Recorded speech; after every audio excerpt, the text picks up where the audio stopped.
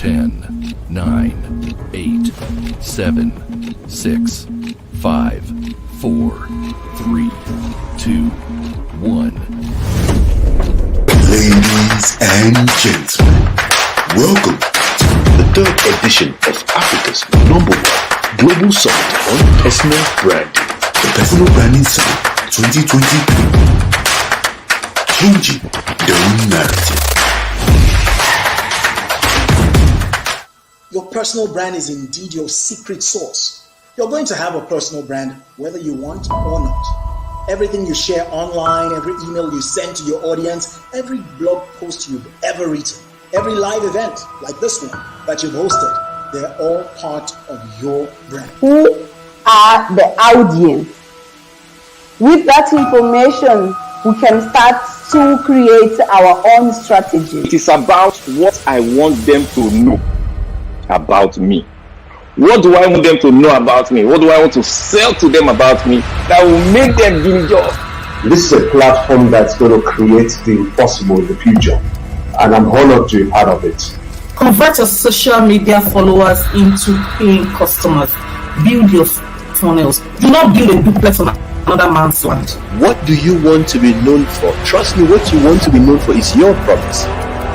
The fact that you are excellent and you are consistent in delivering that level of service becomes your promise. That is what I'll remember you for. How do I get there? What and what should I do to be able to get there? Because they believe who they are, they believe in themselves, they believe in their brand, they own their name, because there's power in your name. Personal Branding Summit 2023, changing the narrative. From the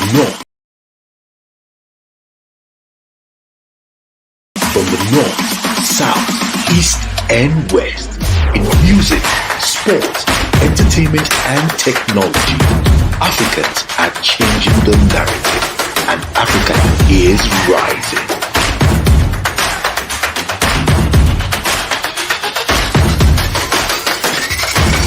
Personal Branding Summit 2023, changing the narrative. Hello, everyone. Welcome. You are welcome to day 2 of the Personal Branding Summit, Africa's #1 global summit on personal branding. I'm super excited to have you here on day 2.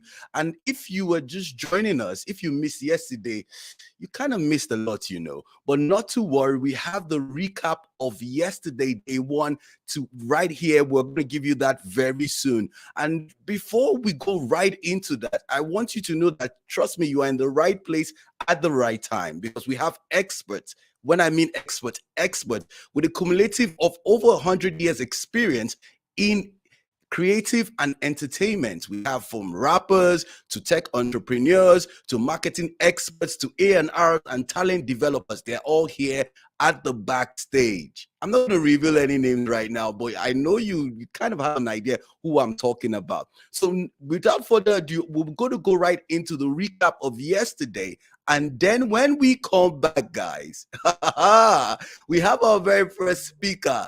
And this person, come on, man, this person has a lot to tell us. So enough of my talking. Let's go right into it. Once again, welcome to the 2023 edition of the Personal Branding Summit, day 2. My name is Emeka Ebeniro. I'm your host and convener. And at this summit, what we want to focus on is how can we tell you and every stakeholder out there the importance of personal branding. How can you scale your career with personal branding? How can you scale your business with personal branding? How can you change a nation with personal branding? This and much more you will learn today at the summit.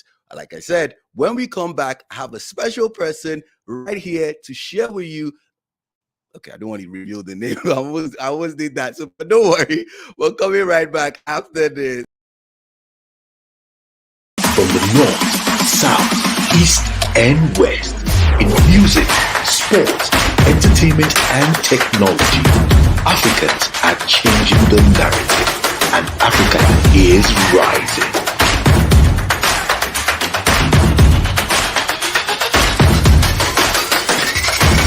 Personal Branding Summit 2023. Changing the narrative.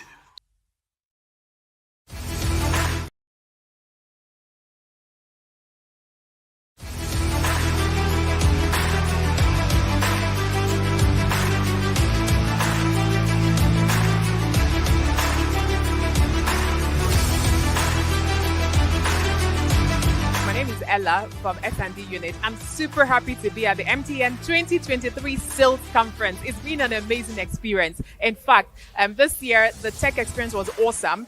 Kudos to seats and tickets. The sign-in using the QR code made it seamless. We are having our 2023 sales conference and the theme is lead. It's been beautiful. I think this is an improvement over the last ones I have attended. I like the fact that we have the QR codes. You just use your phone to scan. It's been very, very, very seamless. Even before we got here, we got emails of how we're going to get registered. And once getting here, we have people standing, at the very strategic locations, ensuring that we do the right thing at the right time, and it's been very seamless. Shout out to seats and tickets because they are really, really doing a good job.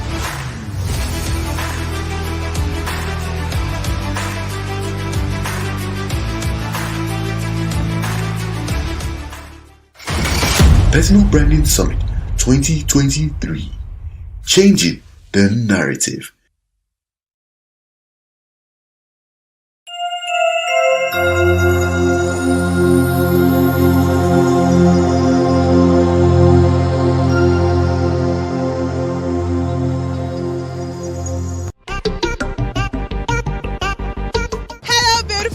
You are absolutely welcome to the show. My name is Angela and this is your favorite show now, BRT Fresh. And of course you're watching BRT TV. On today's episode, we're going to be giving you all those hits back to back to back, taking you across different corners of Lagos. So just sit back, relax and continue to enjoy your ride. We'll be right back. Welcome back, guys. Now it's time for us to listen to our very first song on this episode. Now in this song, there are two talented artists. And guess what? They are telling people to stop living fake lives. We know you, stop it. Now this song features ace comedian, the one, the only, Boda Shaggy.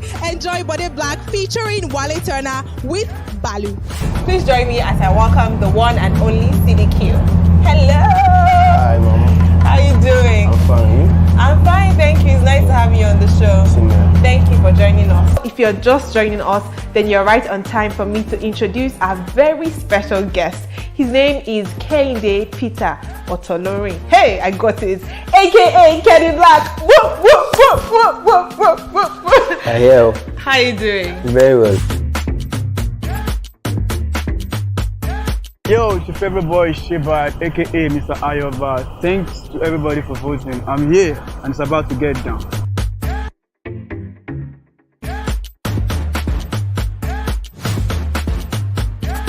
Do you watch BRT Fresh? Yeah, I do watch BRT Fresh. I rate it on a scale of 1 to 10. Okay, so you're on an 8 for now.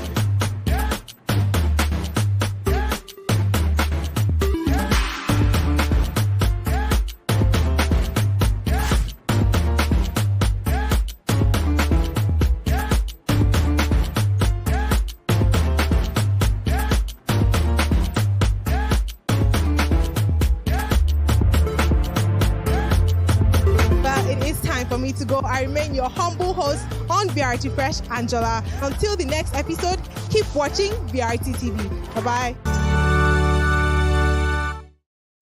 Tell a friend, tell a parent, tell a guardian. The new book by best-selling author Shelley Fakmole is out. Hey, police, stop. Hi, my name is Oluwadunmi. So I was bullied at school and Auntie Shelley taught me that fighting isn't the way to beat off bullies, and that I should always tell adults and teachers at school or at home about the bullies. One of the golden rules that is in this book is to treat others as you wanted to be treated. Yeah, I love it. I will tell my friends about this book. Thank you, Auntie Shelley, for your help and for writing this book. And I think it's wonderful that this book is coming from the angle of getting the parents involved and also getting the child involved as well, so that both parties are aware of the techniques that should be used in, you know, trying to combat bullying, so that when that conversation is happening, you know, they know what to expect, they know how to handle it, they understand the language in which they're speaking to each other. Getting now, fast selling at Amazon. Personal Branding Summit 2023. Changing the narrative. From the north, south, east, and west, in music, sports, entertainment, and technology, Africans are changing the narrative, and Africa is rising.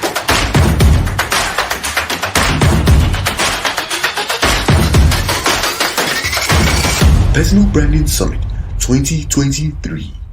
Changing the narrative. Welcome back from that break. In case you're just joining us, yes, this is the third edition of the Personal Branding Summit, Africa's #1 global summit on personal branding. Before the break, I was telling you about one very special guest that we have in our midst. And trust me, this person is backstage. I'm super excited because today is a day of learning. If you are interested in scaling your personal brand as a creative, entertainer, career professional, whatever it is, trust me, we have the expert right here. Ladies and gentlemen, without further ado, I have the one, the only, I say the one, the only, oh my goodness, the one, the only, okay, the one, the only.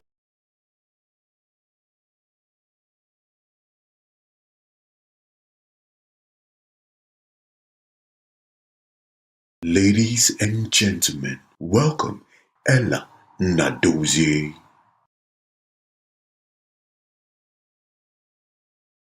Yes. I told you, I have the one, the only Ella Nnadozie. She's in the building and she's here to give it to us hot. Ella, you are welcome. Welcome to the Personal Branding Summit. How are you doing today? I'm fine, thank you. Thank you, Emeka, and thanks for having me. Thank It's you a so privilege to much. be here. Oh, awesome, Ella. It's great to have you here too. You know, today is amazing. We have people from across Africa that are tuned in, from different parts of the world that are also tuned in, and they really want to know, you know, what's this whole thing about personal branding and how can it help me? Because we know that you work in an entertainment, in a creative company. However, someone is like, okay, I work in finance, and you know, how do I navigate this thing? So what would you tell us about this? First, let us demystify what personal branding is. Would you start with that? Let's kind of help us with that, please. Amazing. So you know, this topic is an interesting one for me personally. You know, over the course of my career, I've happened to work with, you know, in different sectors of marketing, and also just, you know, working with people right now. It just helps me see how personal branding sets you apart. It gives you an edge, a competitive advantage, if you must say. And I've also seen how it has played out in different sectors and helped different people in different phases of their career, right? So to your point, right, personal branding, simply put, is just identifying your uniqueness. You know, in some strategy sessions, some people say, oh, what is your unique selling point? What is your USP? What is that thing that sets you apart from the crowd, right? So personal branding is identifying what makes you unique, what sets you apart, and also building a reputation for what you want to be known for. So I identify XYZ as something that, you know, that makes me unique, right? Then I in turn start to build a reputation for it. I ensure that, you know, from the way that I talk, from the way that I walk, from the things that I do in actions, in thoughts, and my execution as well, it translates to what exactly I feel that, you know, sets me apart, and also what I want people to know me for. However, you know, all of this would not, you know, be as interesting as when, you know, you talk about what personal branding can do for you and I and every other person on the call, right? So personal branding is great, yes, and you know, like I said, it's about that everybody has that thing that makes them unique. Everybody's different from everybody, right? So what it then translates to is, how do you eventually monetize your that skill set or that thing that stands you apart. And that is what I'm really interested in, talking about on this call as well. Because again, how do you monetize it? Because everybody has that thing that makes them different, but how do you bring the cash in, right? And that's where it gets interesting. So I'm really looking forward to Thank diving you in. so much. Ella, you just took it right out of my mouth. I was about to say that because every time, yesterday was amazing. We had Paul Fo, we had Blessing Abeng, George Adulu, Fazia Malik, Amazing. Great speakers from across Africa, and they really broke down what personal branding is. Now, I love the way you've taken it to the next level, which is, how do you monetize it? Yes, you have your unique selling point. There's things about you that are different from every other person. But the question now is, how do I convert this thing that is different about me into cash? Exactly. How do I make some money from it? So Ella, please just take us on a master class. Tell us, how can we, I know you've worked with a lot of creatives and different people across different sectors. How have you helped them and also helped yourself as well monetize this uniqueness that we all have? Amazing. So I think that is an interesting point, and I feel like that would pretty much just climax all of the conversation for today. But I just like to take it from why personal branding. So someone listening would be like, okay, I'm unique. I have skill sets that I feel sets me apart from every other person, and yes, I'd like to make some cash, or I'd like to make money out of it, but in all fairness, why do I need to do this with every other thing that I am doing? And just to not to go so granular or very textbook, right? I would say that over time, I have seen, five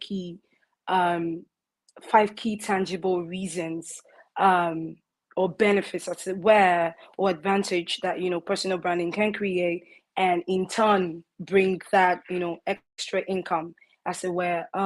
So I would say that first things first, it helps you create, like, personal branding helps you create an impression.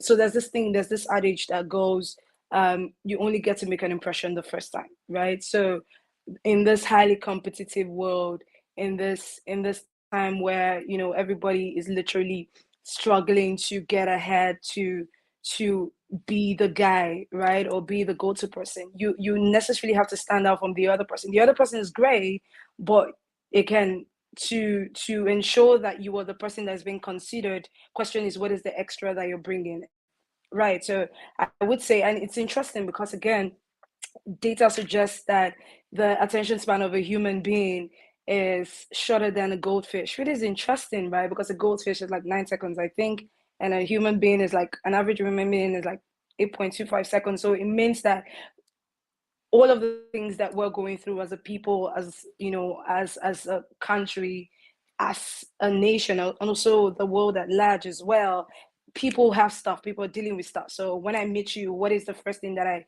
see about you? So from your appearance to what you say, back in the day, when we used to do stuff they call elevator pitch, I think, yes. So question is, when I first meet you, what is that thing that gets my attention? Another thing is, building trust, in this time and in this climb, people lean towards what they can trust. People naturally, pander to, brands they trust, or people they trust, or people that are reliable, and it just makes sense, right? So personal branding helps you build trust. It helps you strengthen connection. So having worked with different brands over the years, and also working with people that have gone on to build like some personal brand for themselves in different skills and in their respective rights, right? I would say that I have seen. I want before you go, wait, Yes, Ella, please. before you go deeper, you just mentioned something that's really interesting. You said, haven't worked with so many people. Now we need to open the curtains, we need to open it up. Right. Can you tell us, if you can, I know you don't want to reveal too much, but can you tell us some of the people you've worked with and what you've been able to help them do? Because today's session is all about, moving from, an unknown. For a lot of us, we are unknown in certain sectors. Maybe our family knows us, our friends know us. Fine, that's fine. However, in certain areas or to the world, they do not know us. So how can I, a young creative, a young dancer, UI, UX person, product manager, marketer, whatever I do, how can I move from that unknown to sort after? Can you give us some tips and possibly tell us people you've used these strategies on? You know? Right, like you rightly identified, there are a couple of trade secrets. I like to call them trade secrets. There are a couple of trade secrets I might not be able to unpack right here. But I think that there are some, to your point, Emeka, there are some, generic tips that, that can help, that is helping me personally and also helping the people that I've worked with over the years, right? I think first and foremost is defining your purpose, right? I always say it all the time to the people that I meet. I work in the entertainment industry right now, and so the artists that I work with, right? So I always tell them, what is your purpose? What is that thing that that you're confident showing the world? What is that one thing that you can unashamedly, right? If that's the word, you can unashamedly, just portray to the world that this is me, and just sell yourself and sell your craft, right? I think that is where it always starts from. Then the one that is interesting for me personally is telling your story. Everybody has a story, and I tell this to my artists all the time. People connect with stories. People always lean towards stuff that has story. So when I know the story or the backstory to something, I connect to it and I resonate with it, right? So that is not to just in the space of what we're talking about. I've had artists, and to your point about a couple of people that I've worked with and was worked for them, I've worked with artists like all of the artists on Maven Records label or Maven Global as it were, and these are just some of the things that we employ on a day-to-day. What is the story? Even if it's just a music release, if it's a merch product, whatever it is that we're putting out there to consumers, we always ensure that there is a backstory and we are living the story. So it's one thing to have a story, it's another thing to live the story. People can always tell when it's false, right? People can always tell when it's forced and when it's false. So we always ensure that, oh, you know what, this is what we're trying to sell, and this is how we live as well. Another thing I would say is, create value, right? We always, whatever it is that we're putting out there as an artist, as an entrepreneur, as a mid-level exec, whatever it is, along the chain as well, just ensure you're creating value.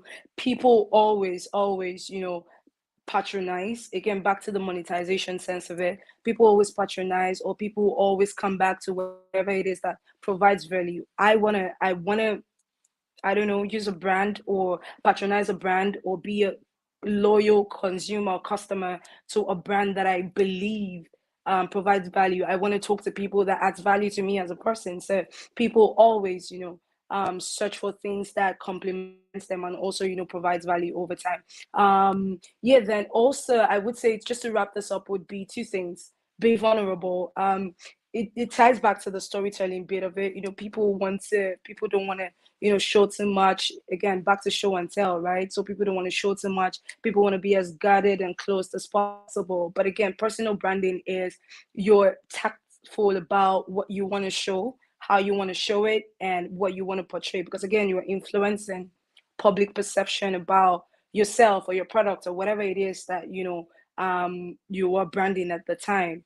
And this particular last point is interesting because over time, working with the great Don Jazzy, I've heard him over time say, oh, when he's scouting for artists or he's scouting for entrepreneurs and all of that, social presence, it doesn't get as far-fetched as that. Like it's just, what is your digital footprint? What is your social presence like? What are you doing? What are you putting out there? Because again, like they say, you cannot light a candle and put it under the can. Like nobody's gonna see it. It's just like winking in the dark, right? So on socials, how are you utilizing your social media? How are you putting out content? I know for a fact that Don Jazzy wants to sign the next artist. He's on social media scouting. Every business person that wants to do business with another person is on the internet, right? It's just looking out from your network, outside of your network as well, who is doing what, who is putting out what. I would say that for an artist or an entertainment exec or any entrepreneur or entrepreneurs, as the case may be, along all of the chain, it would be great to just utilize all of these points. I've seen it work several times over and over again from when we launch an artist with zero. When I mean zero, I mean 0%, and just catapulting that from zero to in their 500,000, 1 million, 3 million, 7 million, and it just goes from there, right? And also how you grow from being like a local brand into being that global force, as it were. Again, so like I said, all of these pointers has just helped us, grow artists from just, being unknown, to your point, Emeka, as well, from just being unknown to being a mega superstar in the course of just a very short amount of years. So if you look at it, and this is like a cheat code as well. If you look at it, so the amount of time that it would take to grow the artist, all of that stuff, right? So when you employ all of the right techniques, and again, like I said, you've defined your purpose, what your narrative is, you've let people understand how to interact with what you're offering, you're creating value, you pretty much are very social media savvy. You don't have to be a social media, what's the word now, or a geek, a social media geek, or you don't have to be an expert in all things social media. But question is the little that you're putting out, how consistent is it? How true to your brand messaging? How true is it to your personal brand, as it were? So it's just all of those little things when it comes together, it just helps you catapult your brand from point A to above and beyond. So yeah. Awesome, Ella. Thank you so much. Now, there's another question I'm going to ask you. And you mentioned that you've worked with some of these amazing artists. We are not going to go into your trade secret. However, something that I've been curious about, and I'm sure a lot of people out there are wondering, how have you been able to differentiate? Because we know branding is all about differentiation. How have you been able to differentiate, for example, a Rema from a Crayon, from a Magic, from Boy Spice to Bayani? How have you been able to do that? Because like you just rightly said, Don Jazzy goes on social media and is scouting for new talent. Now, in the talent development phase, how is that possible that you have all this amazing talent and everybody is just unique in its own way? How can I do that as an budding artist, or as an entrepreneur, or as a professional? How can I differentiate myself from every other person in my space? That is an interesting question. So I would say this, right? It takes they say it takes a whole village to raise a child, I think. So I would say that it takes the whole Maven family to do the magic that happens on the outside, or the magic that everybody sees. And I would say shout out to the A&R team, in terms of like just, grooming the artist on a day-to-day, and, just artist development, track development, all of that. But here's one thing I would say that is interesting, especially for a marketer and, for an entrepreneur, or for a communication specialist, as it were. I would say that what is interesting is, or what differentiates, just again, back to the example you cited, Emeka, would be what is different from a Rama to an Aristar to a Boy Spice to a Magix to Bayani, Johnny Drew, Ladipo, all of the amazing, wonderful artists that we have on the roster, is their story. Right? It's the narrative, it's the story. So our story is definitely different from a Bayani. Bayani is definitely different from a Boy Spice. And it just, it goes on and on from there. So everyone's story is different. Everyone's path is different. Everyone's sound is different. But again, I don't want to talk too much about the sound. I want to believe that it's not just artists listening to me, or music execs listening to me as well. So I'll just, talk from a broader perspective, or broader spectrum, right? I would say that the story makes all of the difference. And it's because of the story that is unique to each of these artists, or each of these talents, that we have something that we call internally, we call it artist fit. So we come up with these great ideas, and we're like, oh, we think you should do this, or we think you should try this idea.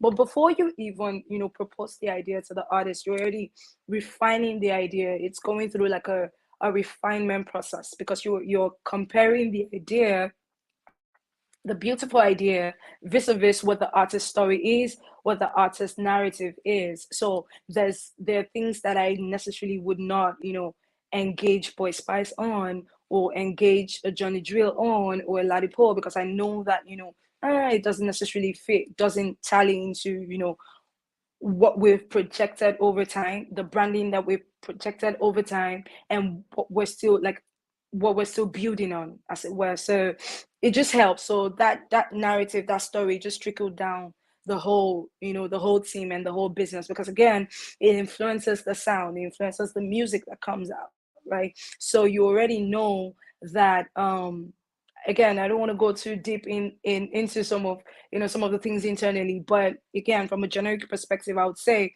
that you already know what you expect from a Johnny Drill in terms of sound, in terms of branding, all of that stuff. So culture shock or brand shock begins to creep in when the marketing team does something different, or the A&R team brings a different sound entirely, and the people are like, wait a minute, this doesn't tally up. It doesn't mean that you can switch it up once in a while to serve a greater good, right? But again, it's just that consistency, that brand promise, sticking to the brand promise and all of that. So I would say that is what has ensured that everybody's journey is unique, everybody's path is unique, is the fact that we stay true to the story, we stay true to the narrative, we try as much as possible not to deviate from there. Even when we are deviating, we're deviating with a sense of purpose. We're not all over the place, like, oh hey, we told story A today, guess what, we're telling story D today, and we just look confused at the end of the day. So what we do is we stick to the story. Yeah. Also, another thing that I would say that has helped, I was going to talk about it when we get to like the Maven way, just a bit of tips and pointers. But I would say that there's something called, we do something called visual identifiers, right? And this is something that every brand, every what's it called now, every brand, right, should take note of. Those that haven't taken note of it, because again, it's common knowledge, I think, when you're like in the branding space and when you're in the marketing space, because again, when you break down all of the components of what branding is, you see the logo, you see the brand name, you see the color, you see this, you see that. But again, when you work with human being, living, breathing human beings, then question now becomes, what is prevalent in the market space, what is common in the market space, how do I switch it up, how do I make my product attractive and different? So back in the day when I used to work with brands as well, the what we were doing at the time was to be different. So from shelf space, right? So when the consumer walks up to the shelf, in terms of packaging and all of that, why should I be picked as a brand, right? So just bringing that knowledge back to working with people, you just begin to see that, oh, what are my visual identifiers? So at some point we tried the boy spice with a rabbit, there's Ruga with the patch eye, the one patch, just things that just differentiates you from the next person. There's Rema with the ski max and the teddy bear. You see a teddy bear, you think Rema, right? Recently Ira with a short skirt, you see the mini skirt, you think Ira, or the blonde hair. So it's just visual identifiers here and there that truly helps. And the question to that, I think the question to that would be, how do you determine what the visual identifier or what your visual identifier should be, and what's the interval for switching that up? I think to answer that, would just be whatever it is that sits with you as a person and also sits with your brand. So it's all that nexus point between who you really are as a person and what your brand is trying to communicate. That fine line, and whatever communicates that's how you find what your visual identifier would be. Then another to it would be so another to it would be how often do you switch it up? Personally, I think that until the message is entrenched, until people can literally see this and literally think of you're the first thing that comes to mind. Marketers will say top of mind awareness and all of that. Until they see that, and the first thing or the first imagery that pops up to their mind is, oh, this reminds me of this person, this is this person. I can, back in the day, I and my team used to try something. We used to ask ourselves, if I use a silhouette of this person, would it still be recognizable? If I use a silhouette of this visual identifier, will the consumers or the fans be able to say, hey, guess what, this is this person, right? So I feel like that those are like questions, or those are like things you need to consider before, getting like a visual identifier. Would you outgrow it? At some point, yes. Again, different faces calls for different things, but again, to the point about who you really are and what communicates the brand that, or what portrays the brand that you're trying to put out there. So I feel like once you land on that and you bang it on, then whatever visual identifier you have, it's then seamless and you're comfortable with it. So, just roll with it until people are familiar with your brand, familiar with you, before you switch it up as as needed.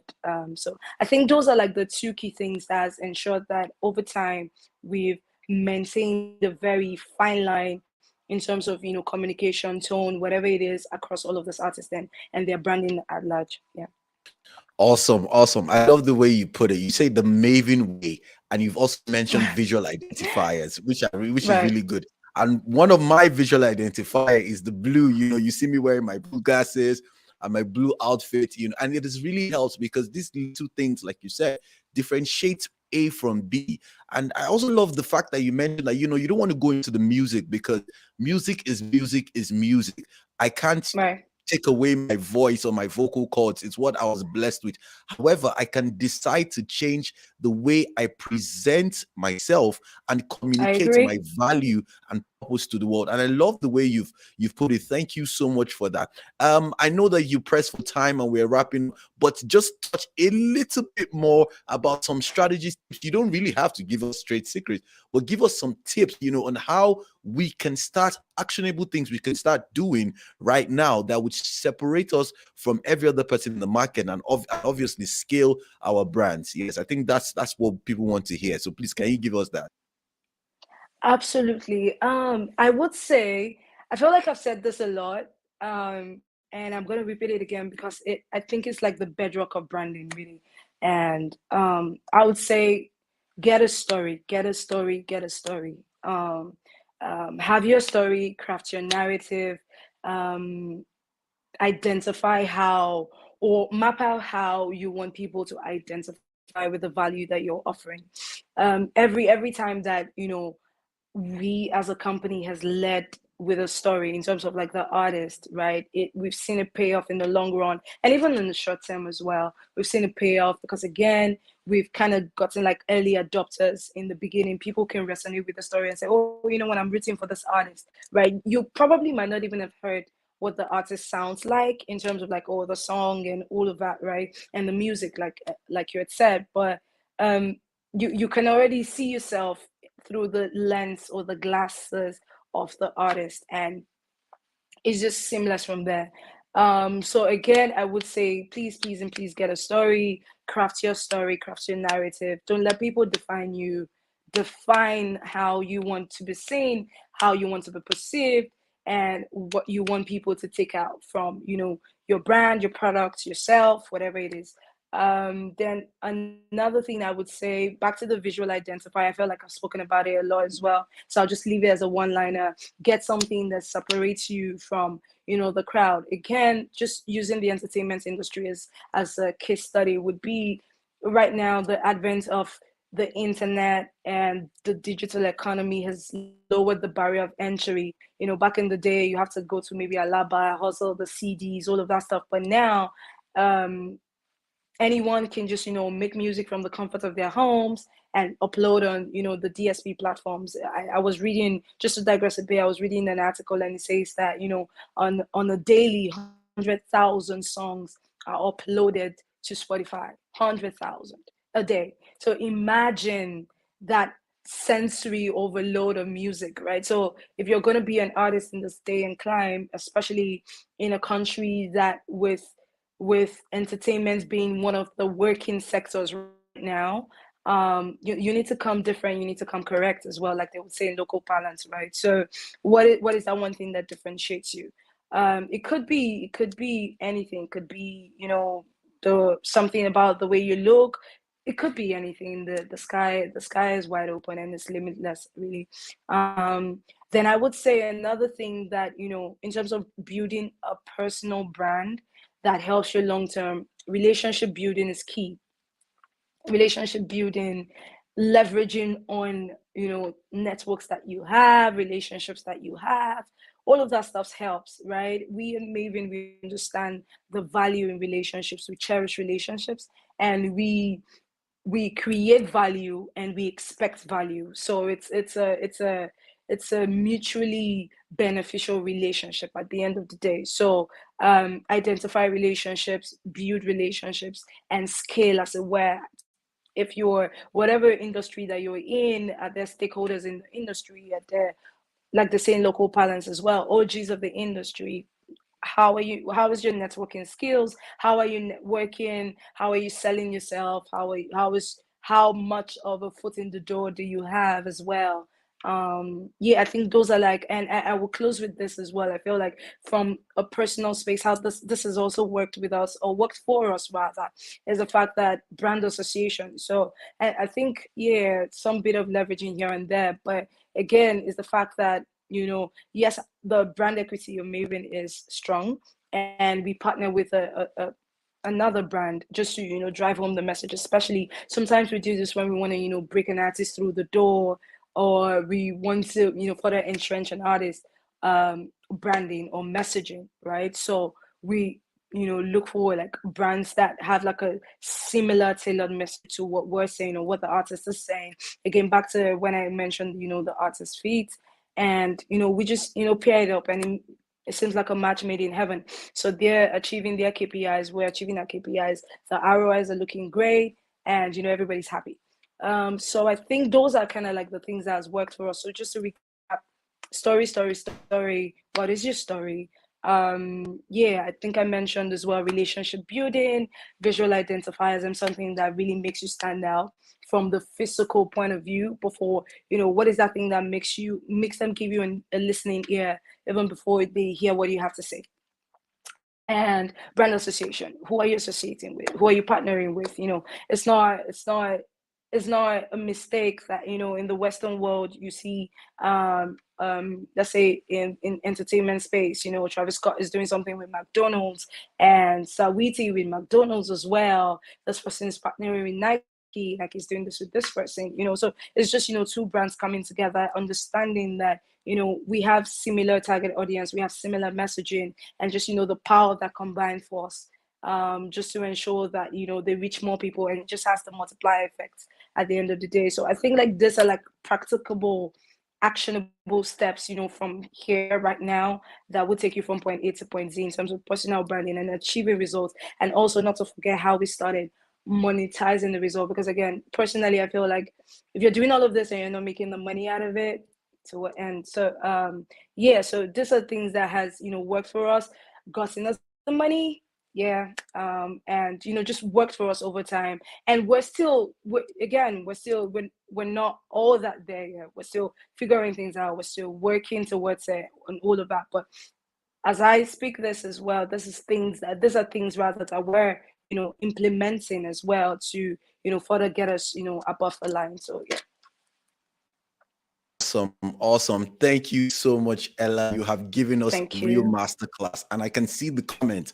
You know, Emeka Nobi said, "Giving me the word I've been looking for." He said, "Oh, visual identifiers. Thanks for giving me a name I've been looking." And it is true. Whether you like it or not, people will recognize you by what they see. Your brand is first seen before it's even heard. So before they hear you, they first see you. So guys, your visual identifiers are things that you should take seriously and you should think about. If you don't have one, why don't you link up with somebody that's really into branding, could help you bring up one? And if you do, I think it's time for you to amplify your visual identifier. So Ella, thank you so much. Thank you so much. Thank you. Guys, Ella right now is in they're having a retreat, a Maven retreat, and she just had to sneak out just to come spend time with us, and we are really, really, really grateful, Ella. We are grateful for spending time with us and giving us so much germs. It's power pack. You talked about visual identifiers, you talked about your story and owning it and telling your narrative.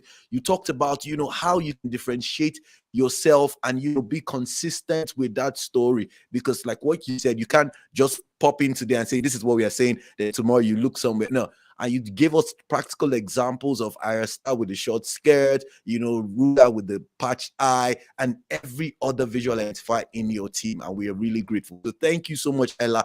Any last words before you head back to your meeting? Because I know your guys are calling you, buzzing you right now. Any last words? I would say thank you so much for having me. This was fun. This was great. I would just say one thing, which I know I mentioned it before, but just to reiterate again, just in case I didn't stress on it enough, be on social media, people. Be on social media. In local parlance, they say something about destiny helpers and all of that stuff. But in all seriousness, people are out there searching for who meets the criteria that, they can invest in, they can partner with. So your craft, put it out there. You're an entrepreneur, put your craft out there. You're an entrepreneur, put your craft out there. How good you are, make use of digital platforms from LinkedIn to social media, and tailor each messaging to each platform such that you never know what can happen. Truly, you never know what can happen. So be out there, and I wish everyone the best of luck. So yeah. Thank you so much. We wish everyone the best of luck. Guys, you've heard it from Ella. She has said it. Put yourself out there. Leverage your social media platforms. Leverage digital platforms like LinkedIn, Facebook, Instagram, Twitter. And guys, what you need to know is Facebook has revamped, man. Facebook is really buzzing now. If you want one of the best organic growth on social media, you get that on Facebook and on TikTok. So don't say I didn't teach you anything. No, you've heard it right from me. Yes, Facebook Reels is blowing up. So put your videos on Facebook. A lot of comedians, artists are leveraging Facebook. Put your video on TikTok, and trust me, the sky, like they say, is not the limit, but is the starting point. So Ella, thank you so much for today. We really do appreciate it. We'll definitely get you back for our masterclass, where we have a close-packed session. People can ask questions and can learn more from you. I'm sure you will tell us yes, right? You tell us yes, right? You tell us yes. I will try. Awesome. Thank you so much, Ella. Guys, if you're just joining us, this is the 3rd edition of Africa's #1 Global Summit on Personal Branding. I still remain your host, Emeka Ebeniro, and we just finished the first part, not the first part, but the first session in today's in day 2, which was Ella Nnadozie. She is the head of marketing at Maven Records. And if you don't know Maven Records, have you heard of the name Don Jazzy? Have you heard of the name Rema? Have you heard of the name Ladipo? Have you heard of the name Ira Star, the celestial being? Have you heard of the name Bayani? Now, if you've heard of those names, yes, she is part of the team that is pushing the narrative of these big brands and taking them from, you didn't know them, some of them, you didn't know them 2 years ago, 3 years ago, but look at them today. They are global stars. So guys, everything Ella has said is bulletproof. I guarantee you would not miss it if you follow everything Ella has said. We're going on a short break, guys, and when we come back, I have some other powerful speakers and experts in the industry. So guys, just hold on. Don't go anywhere. We'll be right back.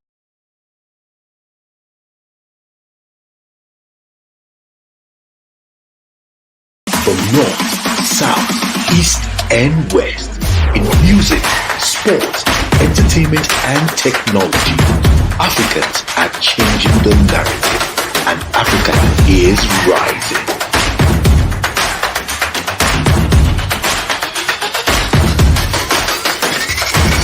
Personal Branding Summit 2023, changing the narrative.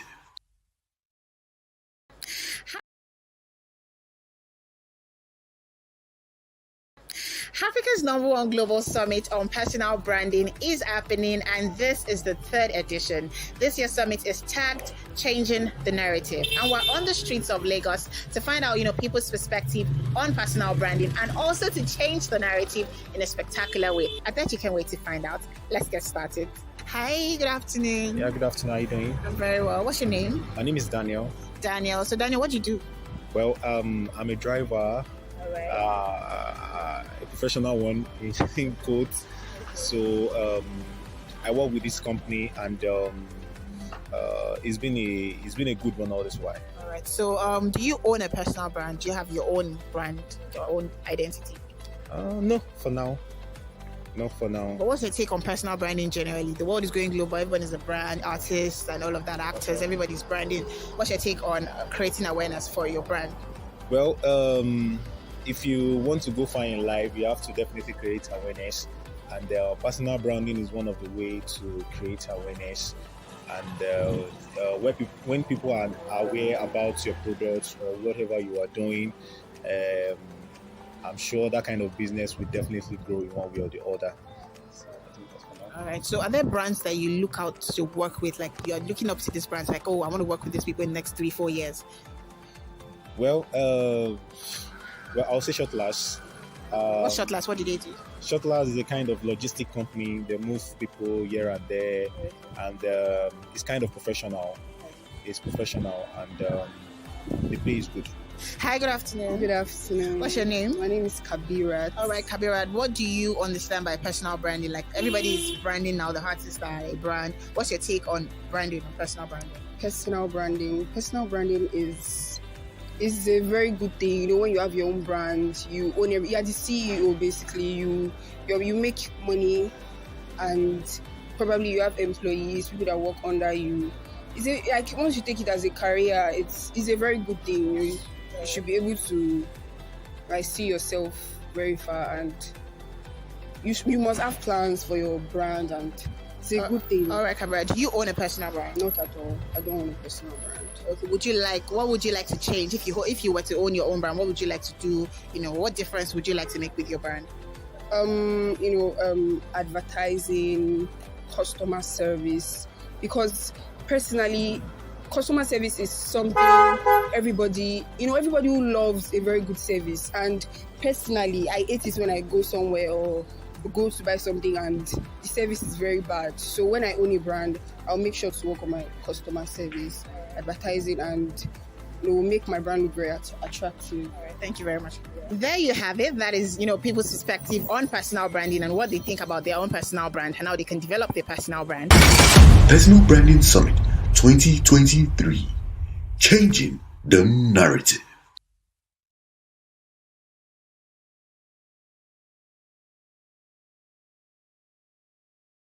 From the north, south, east, and west, in music, sports, entertainment, and technology, Africans are changing the narrative, and Africa is rising.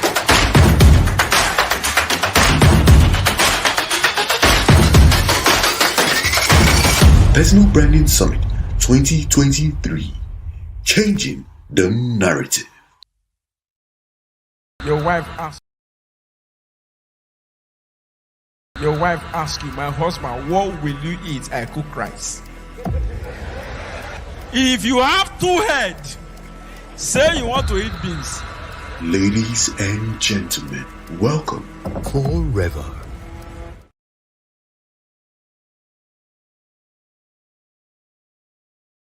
Agwu Obinna is an accomplished music executive, A&R, and talent manager with over 15 years of experience in the Nigerian music industry. Is also the host of the Listening Sessions podcast, which seeks to democratize valuable knowledge within the industry by speaking to the people who make things work. Obinna currently works as an A&R executive for Oros Music, a British-owned music distribution service now doing business in Nigeria. Ladies and gentlemen, welcome Camille Storm. Guys, we have 3 powerful people in our midst. We have Obinna Agwu, Camille Storm, and Forever. Ladies and gentlemen, let's give it up for Obinna Agwu. If you don't know who Obinna Agwu is, guys, this gentleman, like his profile rightly said, over 15 plus years experience in the entertainment industry. He's not alone, guys. He's not alone. We have here Camille Storm, my sister, all the way from East Africa, Kenya, to be precise. Camille, you're welcome. Obinna, you are welcome. And yes, we have the funny man in the building. His name is Forever. Like he always says, my name is Forever and I am very funny. Forever, you are welcome to the Personal Branding Thank Summit, you. guys. So, guys, please, you're welcome. Please, please, let's go. Come on, some ginger. I need to feel some ginger. Come on. Welcome, guys. How are you all doing today? I prefer garlic to the ginger.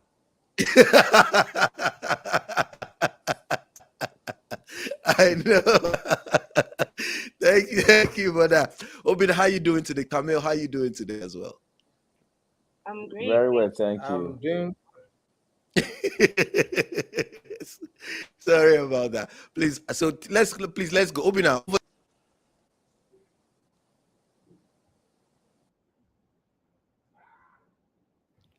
Obinna, can you hear us? Yes, I can hear you. Can you hear me? Okay, yes. I asked you how you doing. How's it going?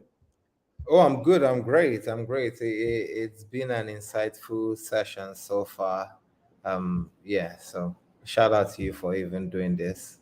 Thank you. Thank you so much, Obinna. Yes, Forever. We would like to hear from you. How you doing? The funny man, Forever. We know you have something coming up, but we'll go right into it. But how you doing? Tell us. How's it going? Well, I'm doing very good. Sorry, I'm wearing this. I can't. At the point, the volume dropped, so I can only hear it very well with the earpiece. So I'm doing very good, preparing for the elections for tomorrow. Yeah, we know. We see your movement. So well done. Camille, over to you. How you doing? How's it going? How is East Africa, Kenya? How is Kenya? It's great. It's really hot. And it's also kind of late here. It's like 10, it's like almost 11 p.m. So I'm hanging in there. I'm great. Yeah. Thank you for Okay, guys. So this is what we're going to do. We're going to have Camille first. You know, it's late, the time difference. So Camille, you will start up there. From there, we will get Forever, and Obinna would also come in. We know it's a panel, but we just want you to say a few things before we bring every other person up. So let's everyone have their own moment to say one or two things. Then we now throw it open because we know that the audience want to hear a lot. Thanks, Ella, for breaking the ice and introducing us into personal branding. Now, from you that you've played a key part, you played a key role in careers like Black Bones and some other talent in Kenya and East Africa in general. What would you say has been that thing that has really helped, has separated, should I put it this way, the boys from the men? What has been that extra factor that has made some artists, really blow it, if I can use that word, really scale, and some haven't really caught it? So what would you say that is? I would say with the people that I've worked with, they have been very intentional with the content that they're putting out on social media. And that's what I try to tell some of the artists that I work with, is that you can have the best music, but in this day and age, that might not be enough. You need to be very intentional about, how else you're connecting with your fans through content. So, that may mean like someone like Black Bones was very well known for, like, he was doing skits, he was doing a lot of comedic content, and that was going along with his music and creating so much buzz and bringing it back to his music and blowing him up as a result. And there's some artists who are really struggling in this day and age because they are not content creators, or they don't feel like they have something to share besides their music. But I can say that in this day and age, the people that are doing really well are people who know how to really set themselves apart with whatever it is that they're putting out there, whether it's through comedy in some way, or it's through fashion, or whatever, whatever other kind of interesting content. Yeah, that's what I would say. Amazing. I love the way you started it. Those that have separated themselves have pretty much added something to their bag of tricks. You mentioned Black Bones has added comedy and some fashion. But from the case studies, from people that you've personally worked with, I know you don't want to reveal too much, but what would be some of the tips or the tricks or the strategies that you have used and you have seen the result? Like, okay, we did this and this worked. Can you just share some of that with us? Because I'm a PR professional, each and every client everything is very customized to the client that I'm working with. So every client or every artist that I'm working with has their strengths or has something special about them that we kind of try to basically magnify. So, as I said before, someone like Black Bones, he knew one of his strengths was he could do these comedic skits and stuff like that that would set him aside from other people. Someone like Lo J has like a really good style, a really good look, a really good clean look. Um, so I would say that it works differently for each artist, but they have to be very intentional and it has to be very consistent. The content has to be very consistent, it has to be very intentional, and they have to keep at it because that's what keeps people interested in their profiles and their brand and brings it back at the end of the day to their music. So, yeah. Awesome. I love the way you put it. Yes, they have to be intentional. Now, the question I want to ask is, where do I start from? And I'm sure a lot of people are asking that same question. Like, okay, I've heard Ella speak. I've heard Camille speak. She's talked about Logi. She talked about Black Bones, but I'm not Black Bones. I'm not Logi. I don't even know where to start from. What would you say? How would you give them a tip? Like, where can they start from? Because I'm sure a lot of people are thinking that. Where to start from? That one, I would say networking. I would say number one, having a social media presence. Number one, it's good to maintain a social media presence. I tell all the clients that I work with, like, even if you're not someone who likes to post pictures or you don't think that you're, you know, let's say, I don't know, if you don't think you're that kind of person who likes to post pictures or you're not a fashionable person, I would say still post something, like be authentic, post something that has to do with your own personality that's true to you.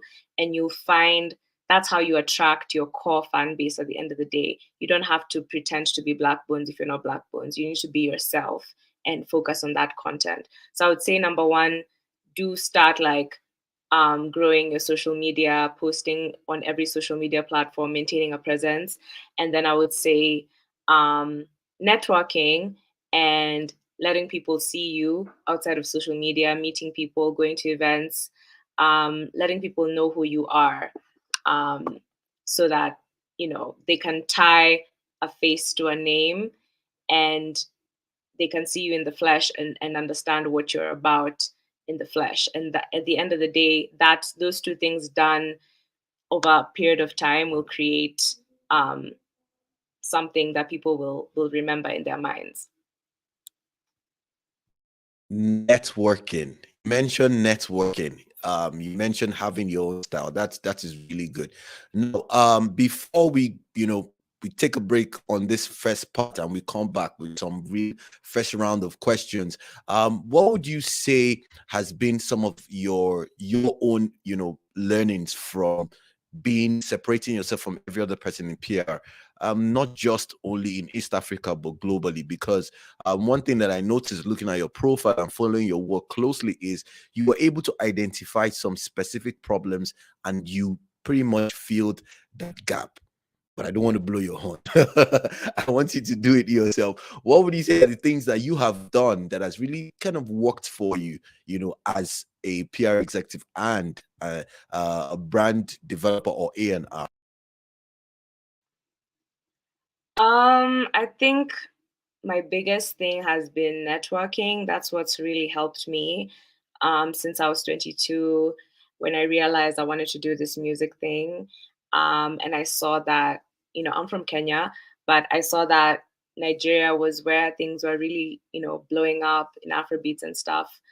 I thought to myself, I want to go there and I want to meet people who are doing music there, people who are in the music business there, and I want to network with them and, find out how they're doing things. So for me, the biggest thing has been networking. That's what I would say has really helped my career and set me aside, and not just by going to places and going to events and going to festivals and these type of music industry events. Also just on social media, like if you see someone on social media that you feel like could help you or you want to connect with, like for sure send them a DM, send them an email, something like that. Kind of stuff is what has helped me in the long run. So that's what I would say is the main thing for me. Oh, awesome, awesome, awesome. So networking, great. Thank you so much for that. And I'm happy that you've said that you were able to identify, that, Nigeria was where it was blowing up. And you were smart about that. Like, okay, you know what? If I'm going to grow globally, I need to leverage on platforms that are also scaling. Thank you so much, Camille. Thank you for that. So we're going to, let you take a deep breath, have a tea or coffee, then we'll get you back. Right now, we are going to get my man forever. The funny man is in the building forever. Check this out, No, forever. we're not Your in the fans are here. building. We're not in the building. We're online. Oh, forever Tiwa online. So yes, we are online. And see what some of your fans are saying. He said forever has betrayed Omos to prefer garlic. No, he Mr. doesn't Paul. understand. You ask for ginger. Pomo doesn't. Ginger is a spice that you can use to spice pomo. You can also use garlic. So I was not talking about the main meat. I was talking about the ingredients. So it's deep. It takes a lot for the followers to understand sometimes. So Mr. Paul, I didn't betray pomo. I was just preferring a particular spice over ginger. Pomo is eternal, so you cannot. In case you don't know, Forever is the president of the Pomo Republic. Some of us are citizens in that republic, and that is part of why Forever is here today. So, guys, I'm going to let Forever talk a little bit about how he has been able to differentiate himself from every other comedian globally and what has worked for him. We wanted part of the aim and objective of this summit was to get people from different spheres of life to come share their own story and what has worked. We're not telling you things that have not worked. Ella has told you what is working for them, and Maven Paul Fu told us what is working for him. Blessing Abeng, George Adulu. Now Forever is also going to do the same. Tell you what. I know a little bit of Forever's story. If he tells you his story, you'll be like, whoa, how did you do? You came from somewhere to Lagos, and the next thing you're blowing up, and the next thing you're rubbing shoulders with the president, and in big places. But I'm not the one that's going to tell you the story. Forever is going to tell you his story, what he has done to get to this level. Forever, please. So basically, I believe that every human being is gifted by God, and everyone is obviously talented. But then talent is not enough, never enough. One of my favorite movies of all time is Merlin. Merlin had all the talent. He was the one that was going to save the world, but he needed a coach in Gaius. So it meant that he needed somebody to help him articulate his gifting and his skills. So when I made up my mind I wanted to do comedy, what I knew was that I searched around, how do I get to the very top in being a comedian? Because I was in Enugu State. Then I realized that for me to get to the top, apologies to anybody from any place, I have to move to Lagos, because Lagos was the key in marketing. The media was in Lagos. Whatever you wanted to do, if you had the media in Lagos, you were halfway done. So I decided to move to Lagos, and then I moved to Lagos in 2012. That was 11 years ago. So basically, that was like the first step for me to differentiate myself from the others. And so when I got to Lagos, I saw that there were thousands of comedians. But then there were very few who were playing the top leagues, who were playing the top shows, who were doing the kind of events that would bring the money and would give them a bit of relevance. So I asked myself, what can I do to be different? And then I realized that the average Nigerian comedian told their jokes in pidgin English, which was not bad. So I said, one of the things I was going to do was to start telling my jokes with good English, as we say it in this part of the world. So I started relearning how to say my jokes in front of a mirror every day. So the jokes I wrote in Pidgin English, I would translate them to good English or correct English, as we say it. And that kind of gave me like a different perspective, a different audience. So when people saw that, okay, this guy does his jokes in English. Wow. So this guy is so comedians can tell jokes with English like this. He's going to fit into our corporate gigs. He's going to fit into our events. And we're expecting some top dignitaries. We need somebody who can speak very well and still be very funny. And so that was one of the first few things that enabled me to create some extra for myself to differentiate me from the average Nigerian comedian. And that was just one of it. And then secondly, like Camille said, you have to go out, you have to network. But for me, networking was not enough. I needed to network with the right set of people. I remember when I first came to Lagos, a few friends were like, let's go to comedy clubs. I went to one. I was not impressed. They said we should go to another one. I told them I don't want to go to comedy clubs. I said, why? They said, why? And I told them that the kind of people I'm looking to work for don't go to comedy clubs. Perhaps we don't have comedy clubs in Nigeria as far as I'm concerned. Maybe one or two. We just have beer parlors where people are drinking, and to pass time, they want to laugh. So I told myself that the kind of people who I want to see who forever is, they can't be in those spaces. So I determined where I went to, the kind of event I wanted to go to, then the people I networked with. And so back to the Gaius and Merlin example that I put out at first. So I looked for who could be a Gaius to me. Obviously, I had the talent. I'm very funny. No words. I'm very funny. I'm even funnier now than I used to be. It's getting worse, actually, right? So, but I needed somebody whose shoulders I can climb to enable me enter into Lagos. And then I met with Sako, and then I met with MC Abe. So they shared their platforms with me, which takes me back to networking. And from that space, I started moving one step at a time, one step at a time. Of course, you know that good things take time. But as I kept going,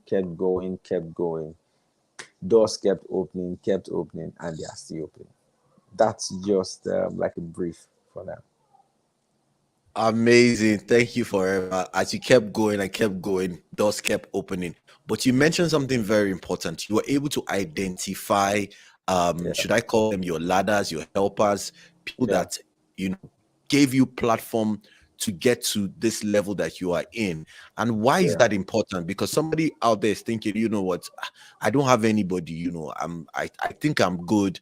I want to do this thing. And people are not helping me. You know, that mindset of, okay, people are not helping me. You only help who you know and all that kind of stuff. How can you, how did you get, the question now is, how did you get MC Abe and Sako to invest in you? Because a lot of us want to scale our brands. A lot of us want to get into bigger platforms. How can we get into the heart of people that would help us? So last week I saw a billboard when I traveled to Warri. Yeah. So and something hits me that it's only the good child that the father is proud of. So, for example, when they say this person has many sons, he has raised many people, it's only the successful ones that they ascribe honor to him. That he's this man. For example, now you, Emeka, let's assume you coached myself, Camille, and Obinna, and the three of us are successful, and you coached other people. If you coach 10 of us and just 3 of us are successful, nobody will ascribe the other 7 to you that you are the one that coached them. No, it will be a stain on your legacy. They will only say Emeka Ebeniro was the one that trained forever. It was Emeka that trained Camille. It was Emeka that trained Obinna. There are 7 others you trained, but because they are not successful yet, they won't put them in that space. So it's only those who are successful that the father is proud of in open most times. So to answer that question you asked, you have to be good. You have to be very good for people to want to invest in you. If you are not good enough, you won't catch the eye. The truth is that the first time MC Abe saw me was 2011. We had been chatting on Facebook then. I said, bros, I want you to mentor me. Then I was in Lagos. And so we met at an event in Benin. And I left him in stitches.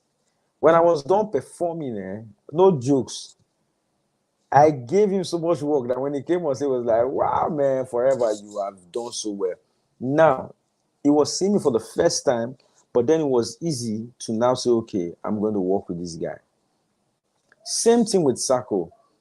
I spoke to Sako. So some people had mentioned my name to him before.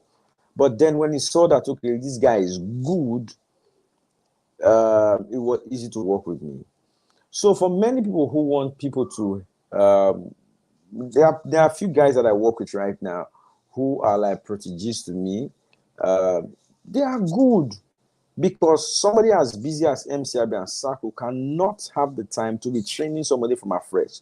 So what you need to do first is to make sure you train yourself, you develop yourself, you improve yourself to the point that when they see you, when the people you want to see you are finally see you, they don't have to think twice to say, no, this guy is good to go. The first time Basketball saw me perform was like, wow, this guy is good to go. So you must improve yourself, grow yourself, cook yourself very well. Now, food when done, they serve for plates. It's as simple as that. If the food is not ready, it's still on the fire. People will be in the parlor waiting. So when the food is ready, they serve it. Those in the living room get the food and say, oh, wow, this food is nice because the food is ready. No food tastes good when it's not ready. So grow yourself, improve yourself, become better and better, expecting that your opportunity will come. So when the opportunity comes, you hit it, you hit the nail on the head, and then you're good to go. I like the way he put it. He said, now only food we done, I ain't they serve. Forever don't bust our head.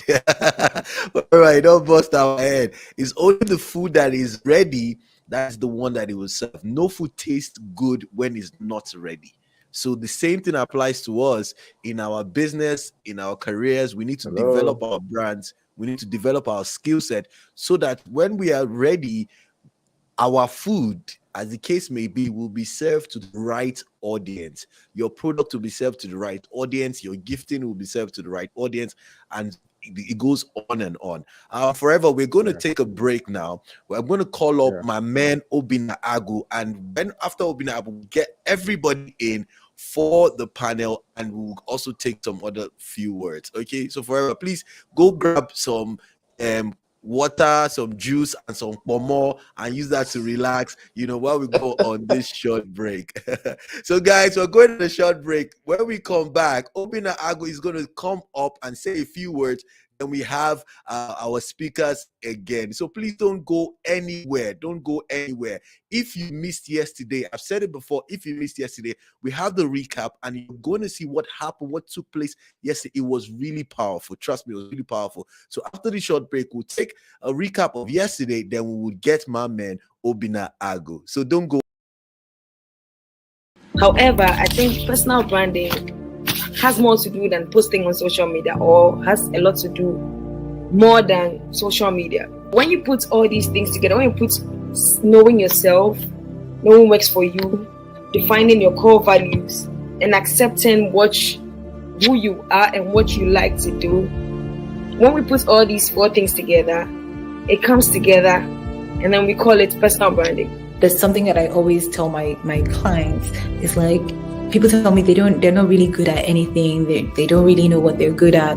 But when they go back to their friends and they ask their friends, and they go back to their lives and they just sort of audit, they find out that there's something your friends are always asking you for. There is something that people always come to you for help for. There's a way that people already see you. There's a way that people already introduce you.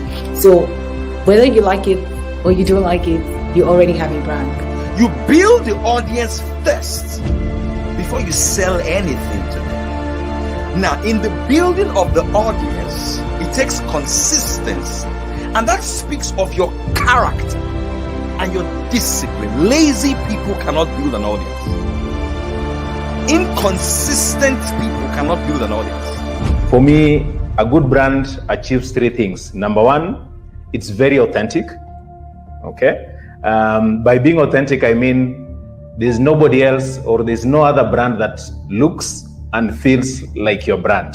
Okay. So you need to be able to put yourself in a place where you are very authentic.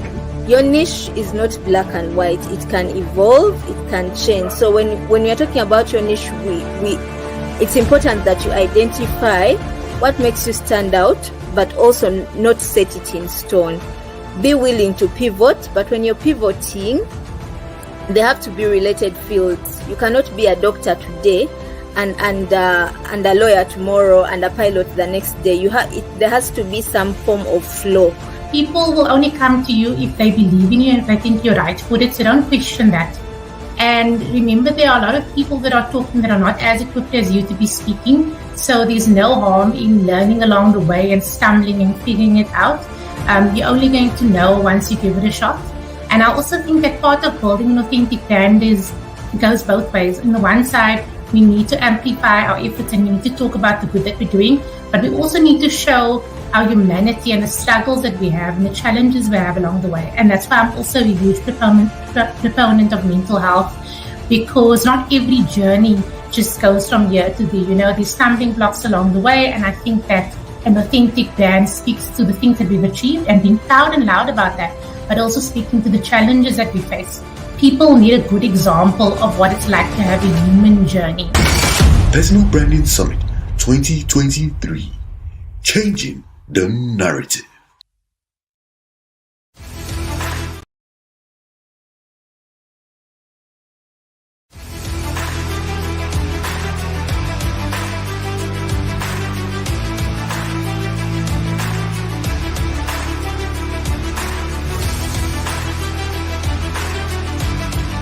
Ella from S&D unit. I'm super happy to be at the MTN 2023 Sales Conference. It's been an amazing experience. In fact, this year, the tech experience was awesome. Kudos to seats and tickets. The sign-in using the QR code made it seamless. We are having our 2023 sales conference and the theme is lead. It's been beautiful. I think this is an improvement over the last ones I have attended. I like the fact that we have the QR codes. You just use your phone to scan. It's been very, very, very seamless. Even before we got here, we got emails of how we're going to get registered.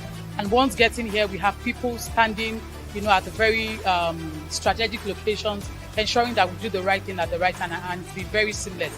Shout out to seats and tickets, because they are really, really doing a good job.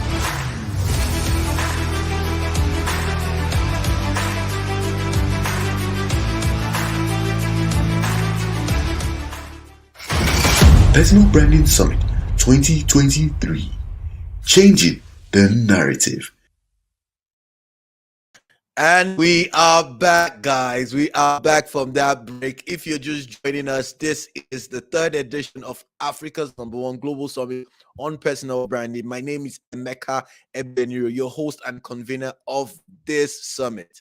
Today, I have my man, my brother from another mother, who is an authority in the personal branding space when it comes to developing talent in the creative industry. Now, guys, if you want to know more about building your authority, then you need to be part of our Telegram group.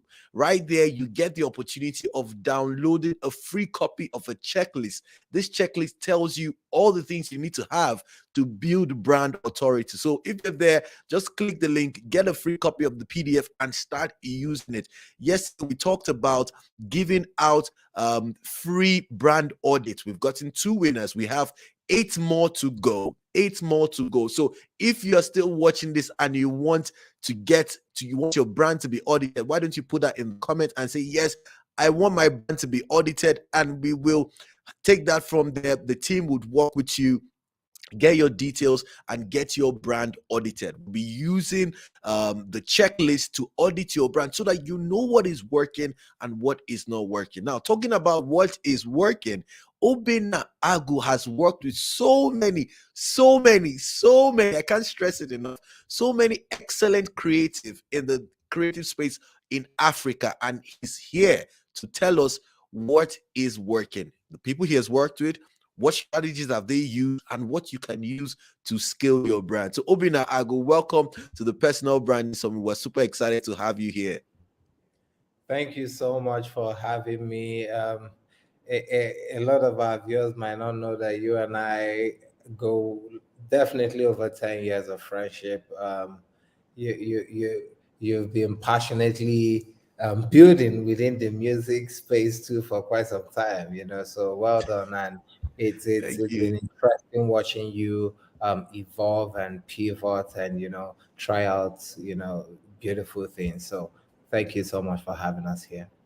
Thank you so much, Obinna. Now, looking back at our journey where we first met, it was Shank's album launch. This is over 10 plus years ago, working with Iloya, releasing Shank, also working with the late Da Green and all that. You have worked with so many artists. I know you had a stint with Mars and Bazzini and a couple of other artists. Now, Obinna, we've heard from Ella, we've heard from Camille. Now tell us, what for you as an A&R, how do you know that someone has that magical touch? Now, it's not just specific to music, but how do you know that, like Ella said, the elevator pitch, you meet someone for the first time, in the first 15 seconds or 1 minute, you know that this person has that magical touch. One, tell us, how can we identify that? I know you've seen a lot of people and yes, this artist, this person, there's something different about this person. What is that thing? How, if I have it, how do I know I have it? And how can I improve on it? Obinna, tell us. Yeah, there's something that preparedness does to you. It gives you great confidence, and it also makes it easy for you to wait things out when you feel like the time isn't right, or when you feel like the offer is not right, because you have worked and because you know what you bring to the table and who you are really able to just hold back and take your time. So I find that for artists who have taken the time to really work on their self, work on their craft, work on their music, there's a certain level of confidence and ease around them. And also there's a very clear sense of purpose and direction. Like I remember one of the most interesting artists I've ever worked with. I've worked with quite a few, but Eva Lodia. Eva Lodia is a very interesting artist, and I remember when I was working with her, she had a very clear idea of what she wanted to do across board. So you find that at that point, as a manager, what you're doing is basically you're helping to facilitate what they want to do, and you're helping to give their plans impetus, or you're there to help improve on the initial idea. But it's not like the artist is not giving you anything to work with. So they've taken so much time and they've thought about their craft, they've thought about their appearance, they've thought about their presentation, they've thought about so many things. And they're like, okay, this is it, these are the type of pictures I'm going to take. These are the, there's just a sense of clarity that is unmistakable. And I love those situations too, because they enable you to rise to the occasion as a manager. Because when you work with an artist who is that ready and clear in their minds as to what they want to do, then it's really on you right now to top that energy and come up with more ideas and also facilitate the things that they want to do. So there's just a certain level of clarity and confidence that preparedness brings, and it's just easy to see. Awesome. The question now I'll ask is, okay, how do I prepare? How do I get clarity? Because for me, clarity is everything. You said Eva knew exactly how she wanted to be represented in terms of her look, her sound, how people feel and connect with her brand and all that. Now, for some of us, we don't know that, like, is this the best representation of my craft? Is it the best representation of my skill set? You know, Obinna, help me. How do I know? How do I get that clarity? Like I said, the more time you spend working and preparing, the better. And especially now in the digital age, I often say the artists who are the artists who are going to do big things in the music space are the career musicians. And these are the people who have resolved that, look, no matter what, this is what I want to do. I find that artists with that level of conviction and resolve, they move differently. You know, they're able to plan, they're able to bounce back real fast when they fail, they're able to reinvent themselves, they are able to just stay consistent, and consistency pays off. So I feel like when you have that kind of mindset, when you have a growth mindset, you're just always improving on yourself. You're improving the songwriting.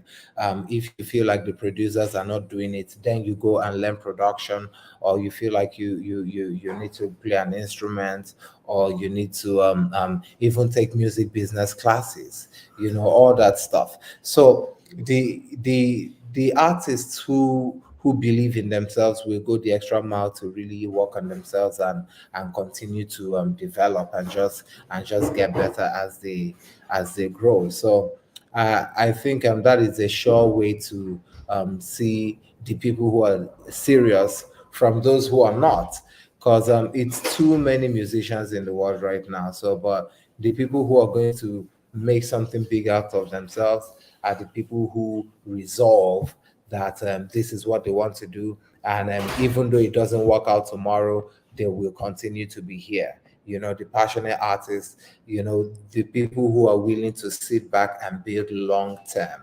So, yeah.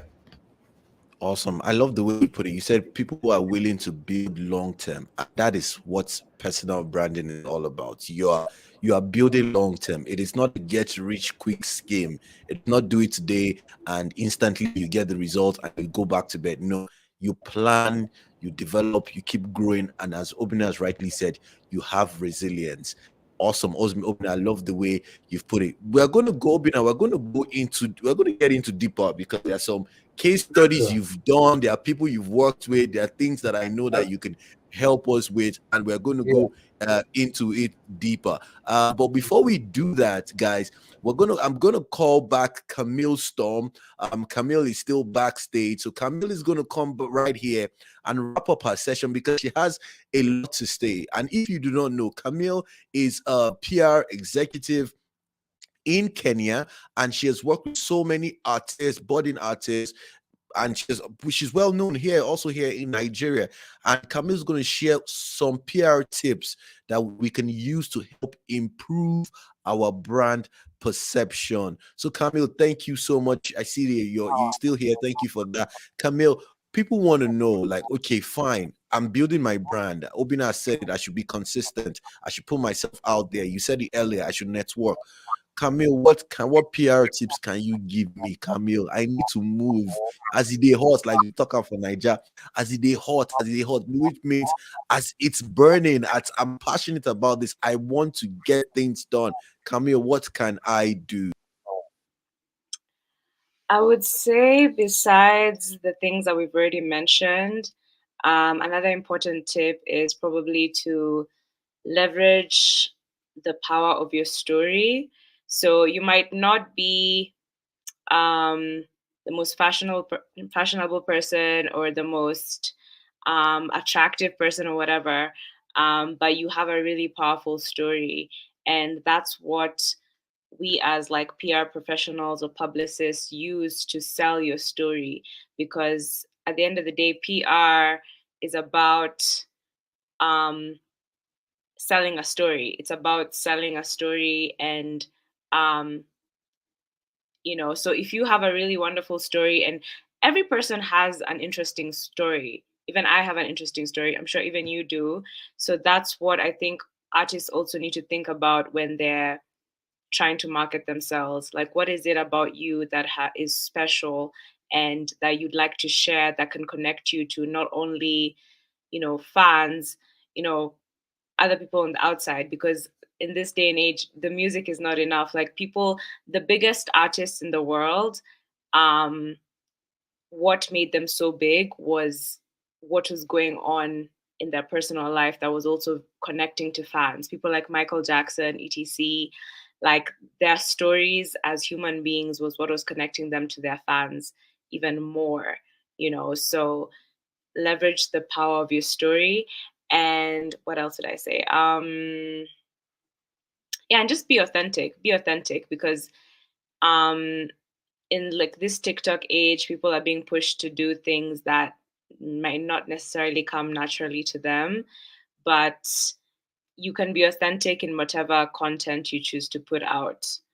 You don't necessarily have to do what everyone else is doing. As long as you're doing what is true to you, you'll attract your core fan base and the people who understand what your brand is about. And that's how you build something that sticks over time. So those are the two things I would say right now, besides everything else that has been mentioned. Awesome, awesome. You have to stay authentic and you have to leverage social media. Thank you so much, Camille. Camille, looking at some of, I need to bring this back. Looking at some of the people you've worked with, including Black Bones and a couple of AQ, Black Bones, Chocolate City, Family, and the likes. What would you say has been unique about their approach in terms of you leading or you working with them on their PR strategy? Why I ask this question is because some of the people listening and who watch the replay might not be in music, and they might be thinking of, okay, what do I need to apply that has worked for A can possibly work for B? For my background in marketing and advertising, some of the things that we were taught in early years was, you need to take yourself outside your situation. Meaning, okay, if I'm working in banking, can I go to maybe a hotel, telecom or hospitality business and see how things are done there? I could pick one or two things that would help improve my process and also help improve the quality of service. So I'm saying this so that people that are not artists can apply some of the strategies that you have used to help scale this brand so that it will work for them and they can start using it from tomorrow. So can you give us some of them, please? I would say from working with Black Bones, he is very intentional. I think with PR, everything has to be very intentional. You might meet some of these people that you see online and their personalities are completely different from what you've seen them post online, because what they're posting online is very intentional. And you might get shocked. I'm not saying that they're not being authentic, but you have to really think about what is it that's going to get people attracted to you and your content and your brand. So from working with Black Bones, I would say, yeah, like, be very intentional, stay very consistent with your content, figure out what it is that is going to separate you from other people, what other people, your peers, are doing, and really, like, work hard, because it's not easy in this time and age where we're being fed with so much content out there. You have to be very you have to work hard. You have to really, unfortunately, you have to really work hard on your social media game, and you have to really constantly be making content and trying to look for new ideas. And I am lucky that I worked with someone like Black Bones, who was very, very excited to do this kind of things, because not every artist is excited and inspired and hardworking enough to want to also do all that extra stuff besides just putting out the music.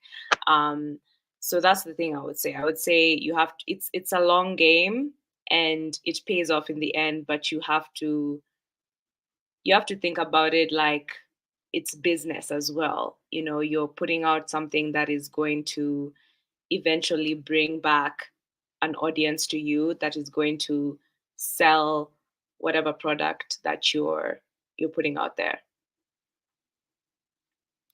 Amazing. I love the way you've put it. It's a long game. you are investing in your brand, you're investing in your craft, because you want this audience to eventually know you, like you, and trust you, so that they can do business with you. That way, like Paul said, it's what you want. You want something from them, so you need to invest in that relationship so that you can get something in return. Thank you so much, Camille. I don't know if we have any questions, guys. So guys, please, if you have questions for Camille, please pop it in the comments, please. I know Camille's pressed for time, the time difference and all that, but Camille, while we wait on the questions, any other tips you would like to give us while we get questions from the I would say the final thing I would say that has worked for me and other people that I have worked with and observed is also your personal brand or your personal image. It's also knowing what to share and what not to share. Some people have really strong brands from sharing everything. Like we're seeing on TikTok now, a lot of people are sharing their day-to-day progress, their day-to-day lives, and that's what's connecting them to their audience. But there's a lot of people who also have really strong brands because they don't share anything about themselves, or they share things that are important, or knowing what to share, not knowing not what to share. Like personally, I don't even share a lot about myself on my social media, but I share what I need to share so people can know that I am a music industry executive person. Um, so that goes a long way in how you're perceived at the end of the day. So that's what I would also say is a final tip. Awesome. Thank you so much, Camille. Knowing what to share, basically creating boundaries. Am I correct? Like having boundaries between your personal life and what you're projecting out there. And you give an example that Black Bones is someone that is very intentional. At the same time, because he's intentional, he knows everything he does is planned. And don't get it twisted, he's not really like that. I'm sure he's not really like that. Emeka is not really like that. So it's a great one, and thank you so much, Camille, for what you have shared. We are super grateful, guys. If you want to follow Camille, follow her on Instagram at Camille Storm. At Camille Storm is an Instagram handle. Camille, are you on any other social media platform that you like people to know? I'm on Twitter at Camille Storm as well. And yeah, those are my two mains, Instagram and Twitter at Camille Storm. Yeah. Awesome. So Instagram and Twitter at Camille Storm. So please follow Camille Storm. Slide into her DM. Tell her that, Camille, I need you to help me. My brand needs some work. I need the PR expertise. And also, Camille, thank you so much for this. We will definitely get back to you. We are going to organize like a masterclass, a workshop where people can ask questions and get more tips on how they can scale their brand. And I hope that you would okay, I think someone has a question here. All right. It says, question is, for someone who's starting, what would you advise to engage the services of PR consultant? Or is this something I can do by myself? You can definitely do it by yourself if you are hardworking enough. It's definitely something you can do by yourself.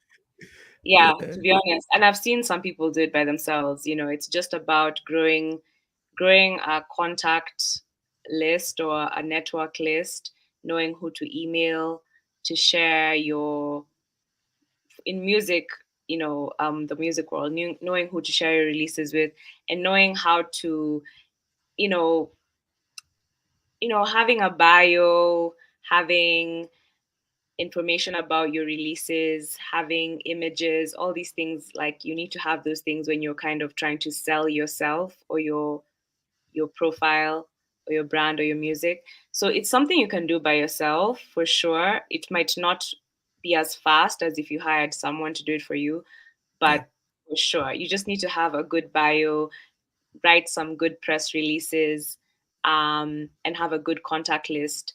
I'm sure you can find these things online. A lot of journalists, a lot of editors of publications and stuff like that have their contacts on their profiles on social media. So you can contact all these people, tell them about yourself, tell them about your music, tell them about your vision, and a lot of people will respond and they'll be interested. And you don't necessarily need a publicist to do that for you if you have the willingness and the drive to do it yourself. So yeah. Forever said, Camille, can you help him? You know, Camille, we know that you can do it by yourself, but trust me, for someone that is in marketing and comms, it is not easy. It is not easy, you know. Mr. Emeka said we should ask for help. Camille, help me.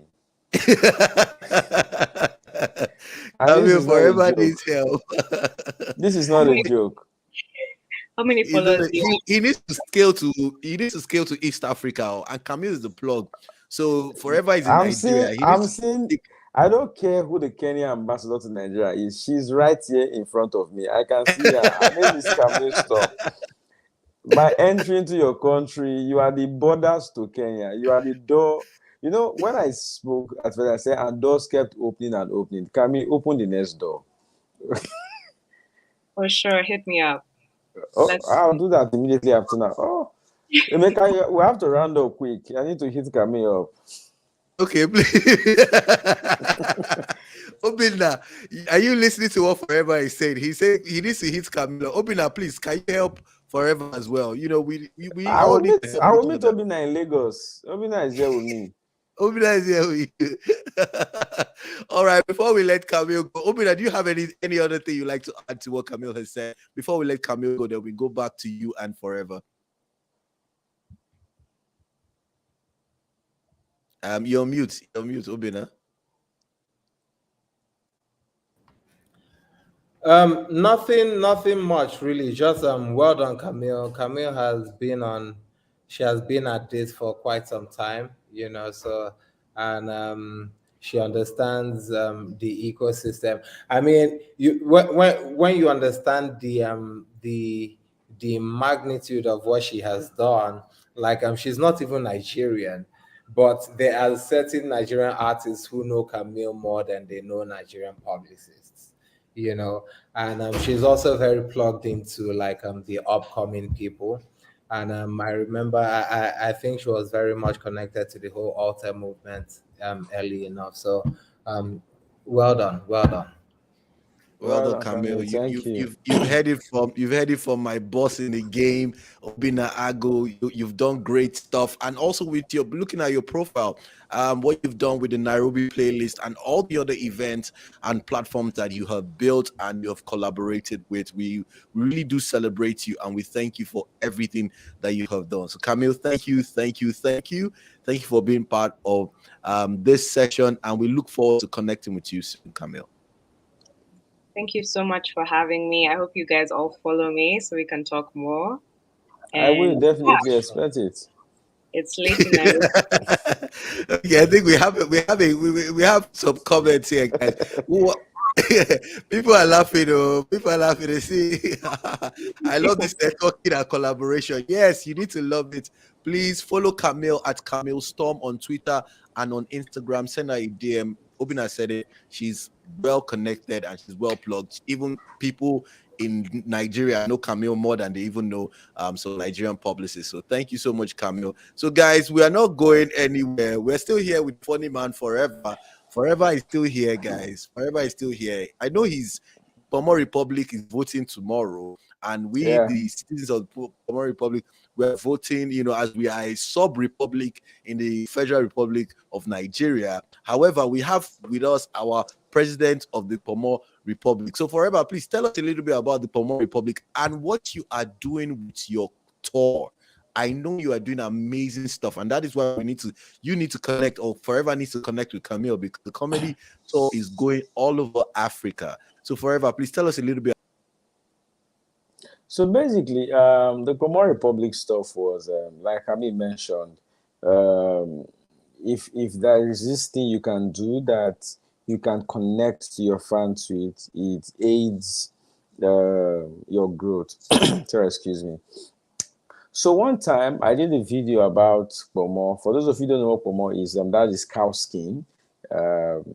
we eat it, cow skin, we roast it, we burn it, and then it becomes edible. Yeah, so I did a video with it, and then I saw that people loved it. And so I continued doing videos about Pomo, around Pomo, and the rest of it. And then I saw that I was actually growing a community that loved Pomo. So for once, they had a spokesman and a spokesperson, because Pomo was like one of the most ridiculed edible substances in Nigeria. And it became a thing, actually. And then the humor, whenever I make a video from it, I always put the humor part, and then it connected me to my people, and then they made me the president of the Pomo Nation.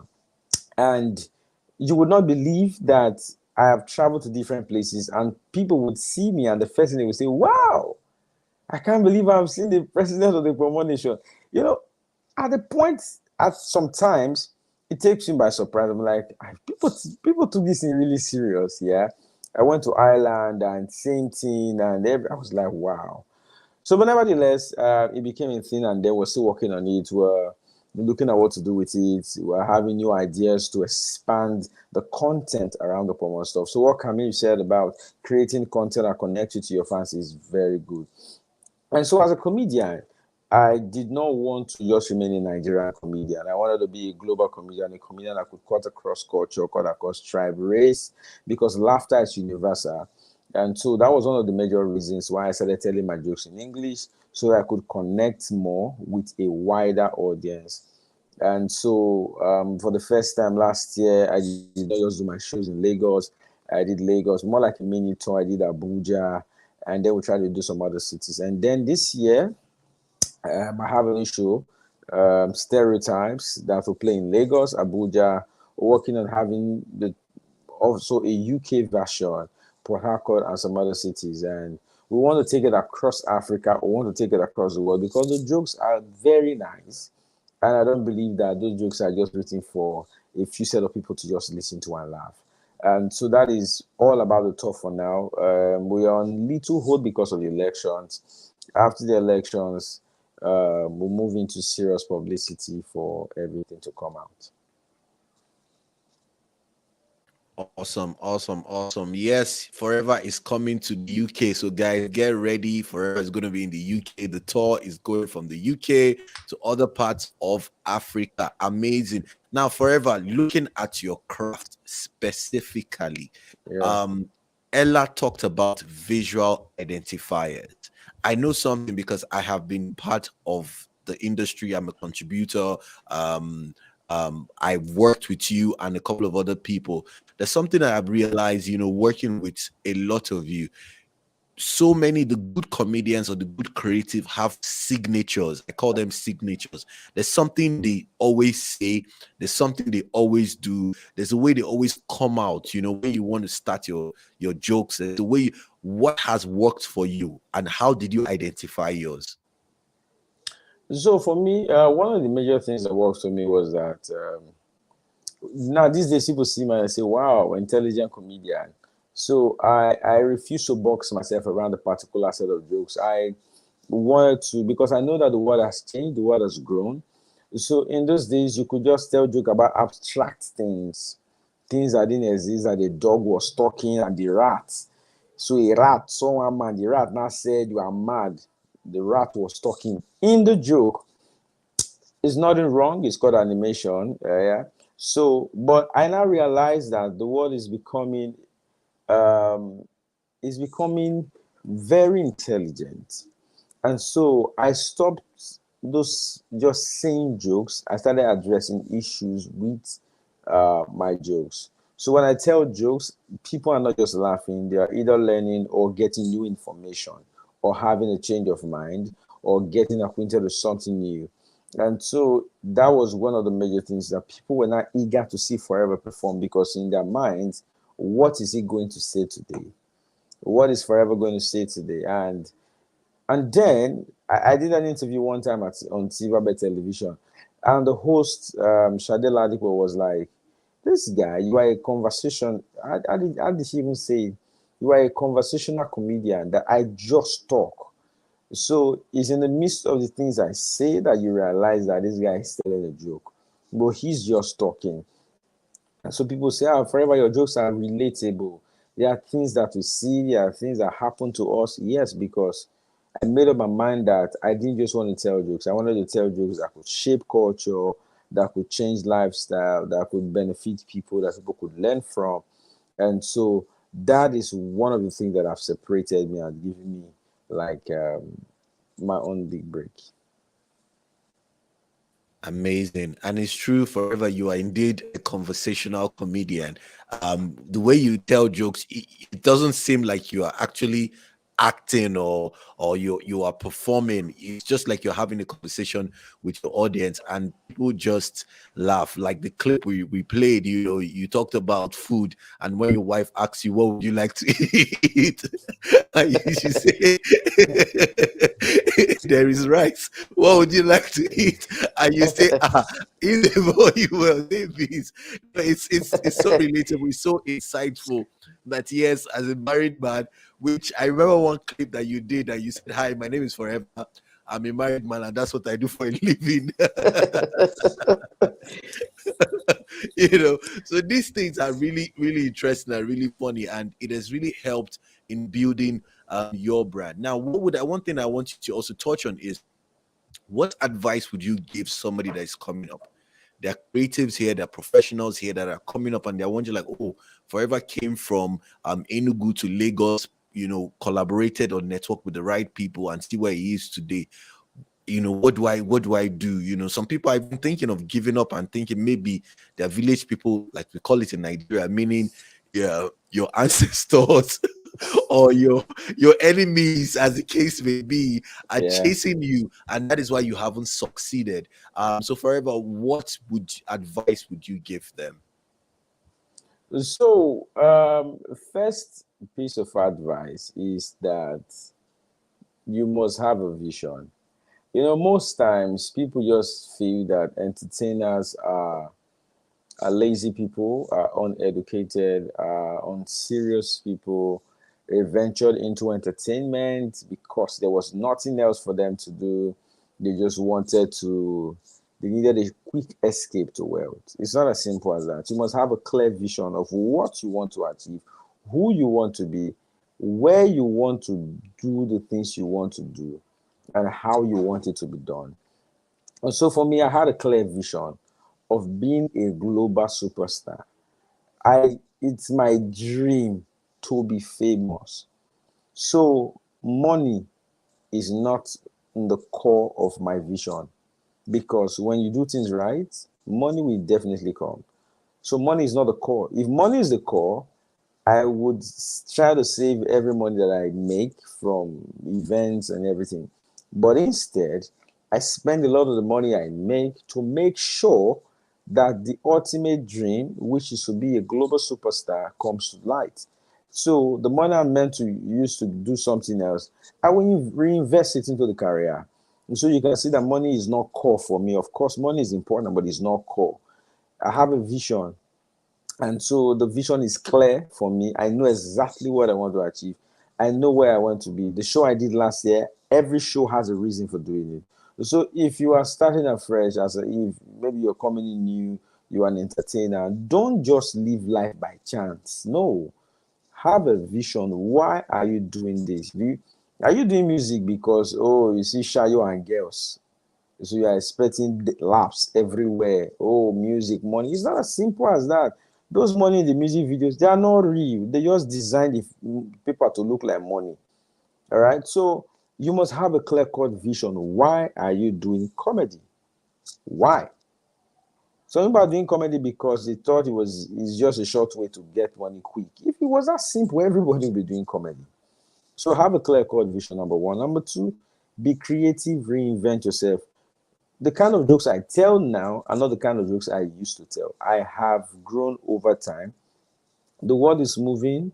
If the people you want to keep being your fans must remain your fans, you have to move with them. You have to say the right kind of jokes. You have to say jokes that will excite their intellect, It was in those days you just tell jokes. Now you have to tell jokes that will excite the intellect of the people. And you don't just say, my own is different and rubbish, I want to talk. No. So you must have a vision. You must be creative, reinvent yourself, improve on your brand. Number one, that's number two. Number three, package yourself properly. Be in the right spaces, network with the right set of people.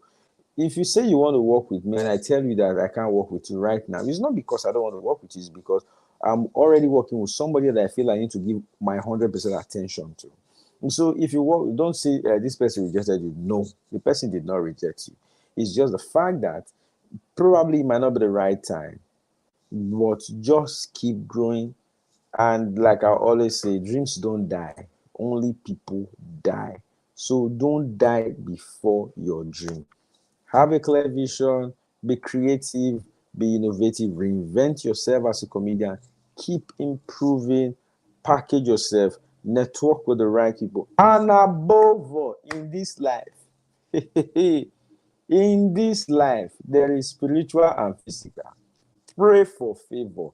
That men that will love you and invest in your work will locate you. We call it destiny helpers. They should locate you, because if you are funny in isolation, bro, you will die in isolation.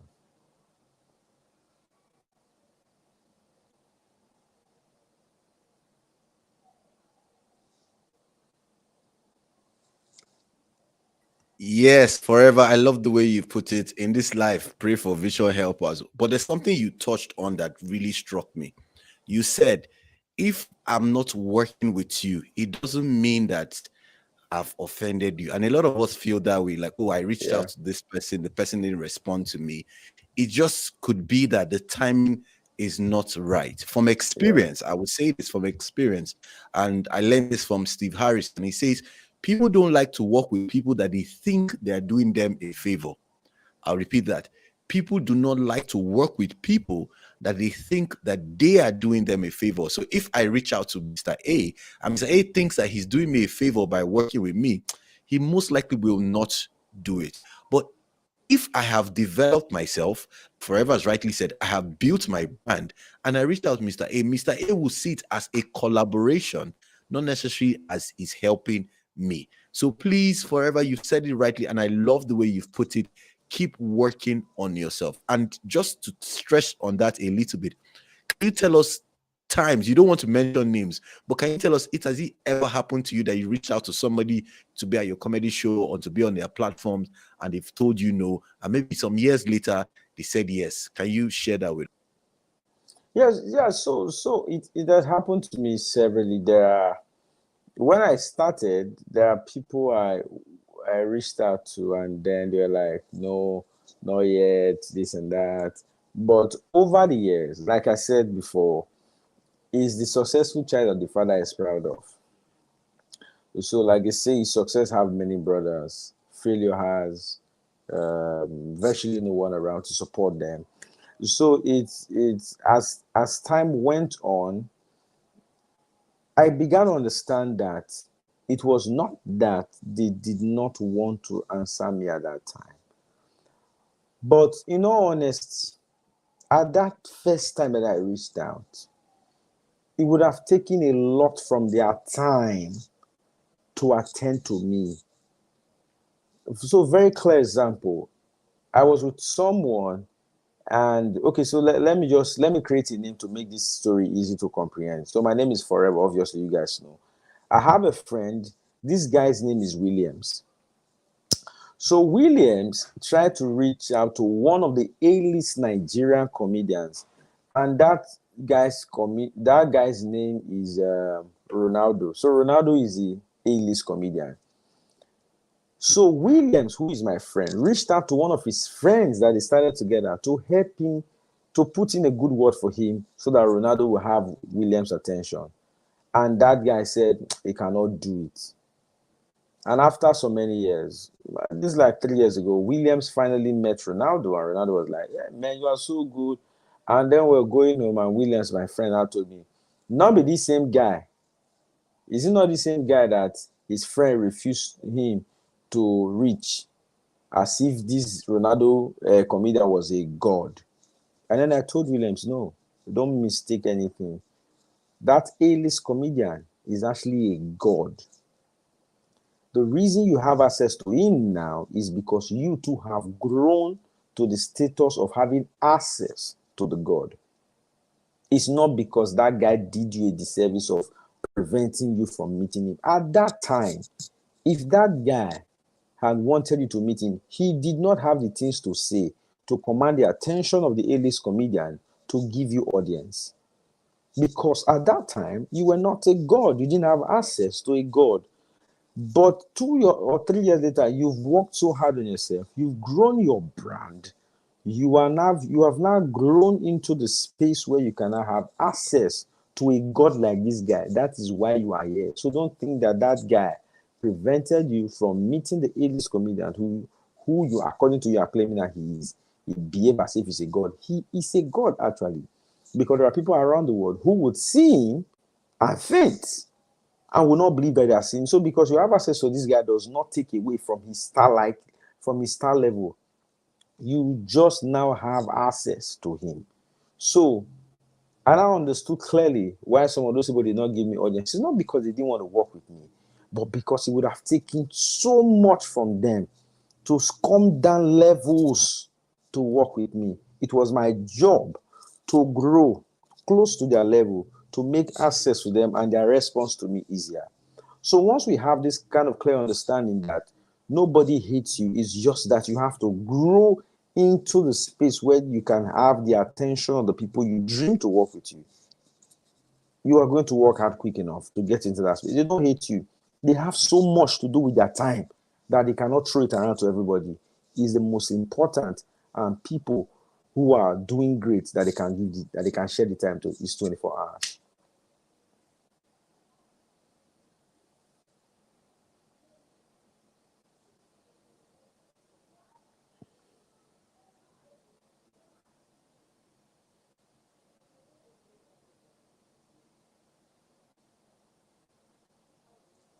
Hello, sir.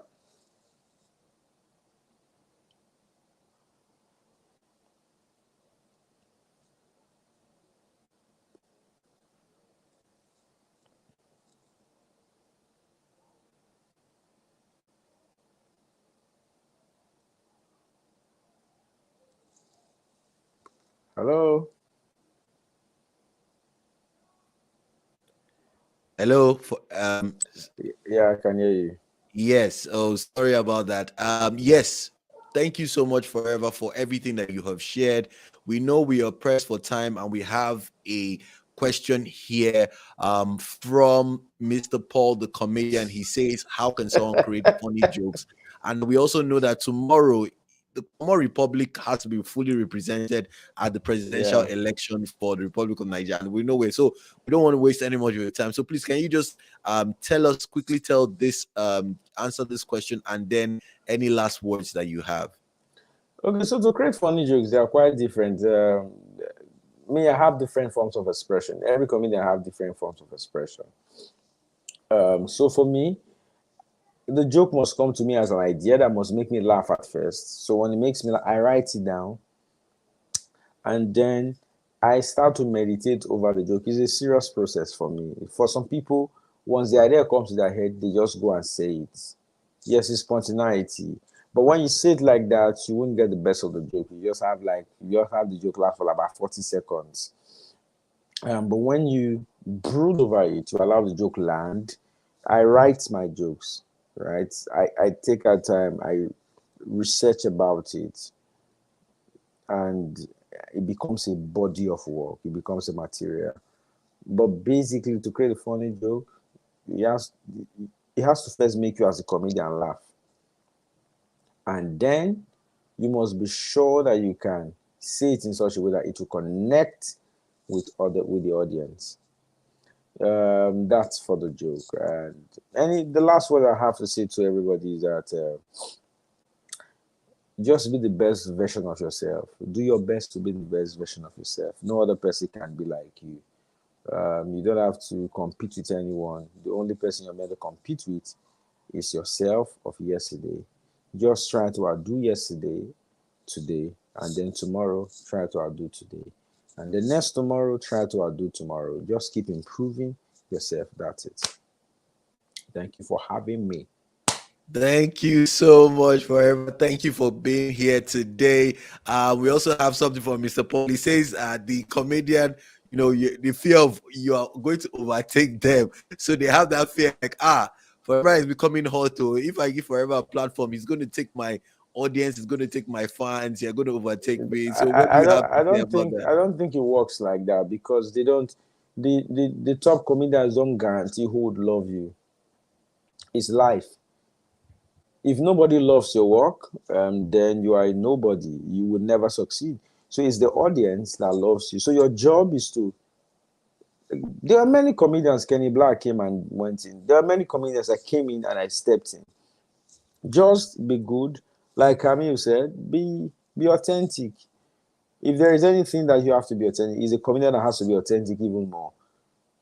Be authentic. Let people love you for who you are, and nobody can stop them from. So imagine somebody wants to call me now, and I come in and I say no. No, the person loves me. It's me he wants at his or her event. So that's the way it works. Awesome. Thank you so much, Forever. Guys, thank you, Forever.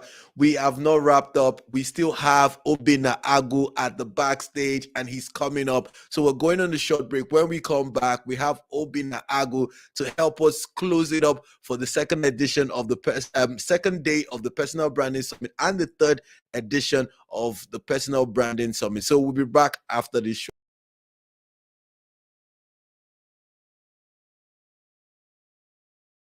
We're going to be walking up to two random women on the streets of Lagos with bare faces, and we're going to be changing their look completely. We're going to be glamming them up, making them look beautiful. We're going to be putting a smile on their faces, and we also want to know what you guys think of them before and after the makeup.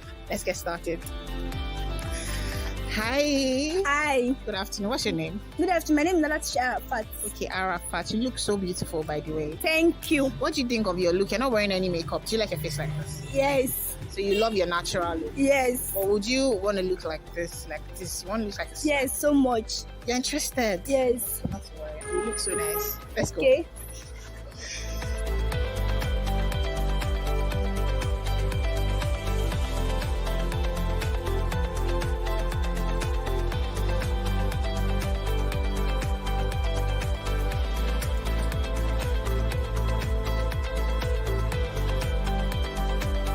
Oh my God, you look so amazing. I almost didn't recognize you. Thank you so much. This is so beautiful. Thank you. So how do you feel about yourself? How do you feel? I look so beautiful and so adorable. So adorable. Yes. So would you like to wear makeup like all the time? Yes, I like it. I would like to wear it every day. So where are you going to today?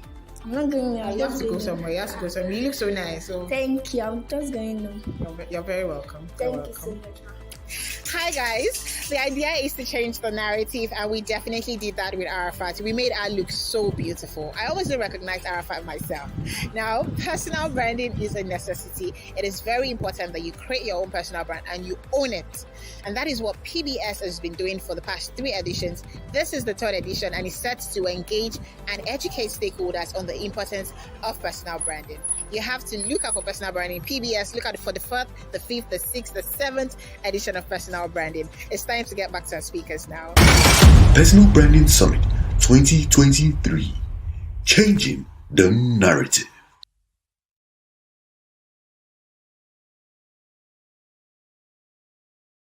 From the north, south, east, and west, in music, sports, entertainment, and technology, Africans are changing the narrative, and Africa is rising.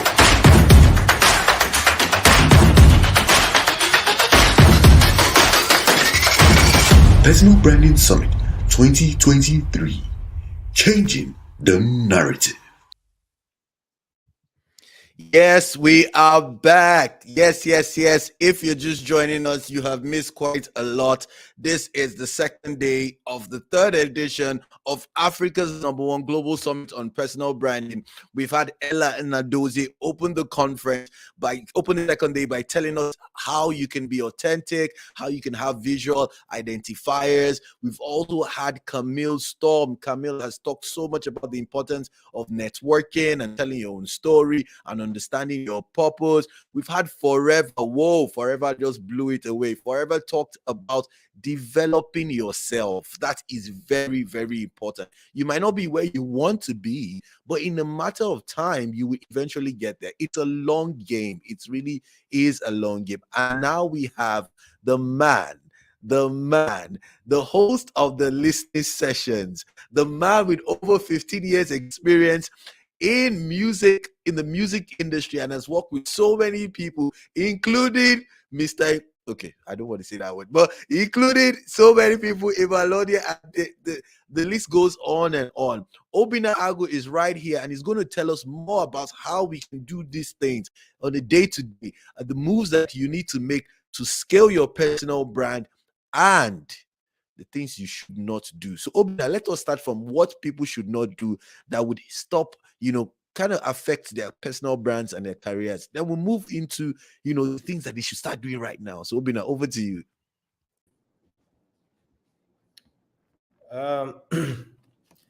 Okay, so the things that they should not do, I think people should not be entitled to support. Some people feel like just because they're doing something, then the world must come and support them, or their families must support them, or their friends must support them. But man, everybody needs a little convincing.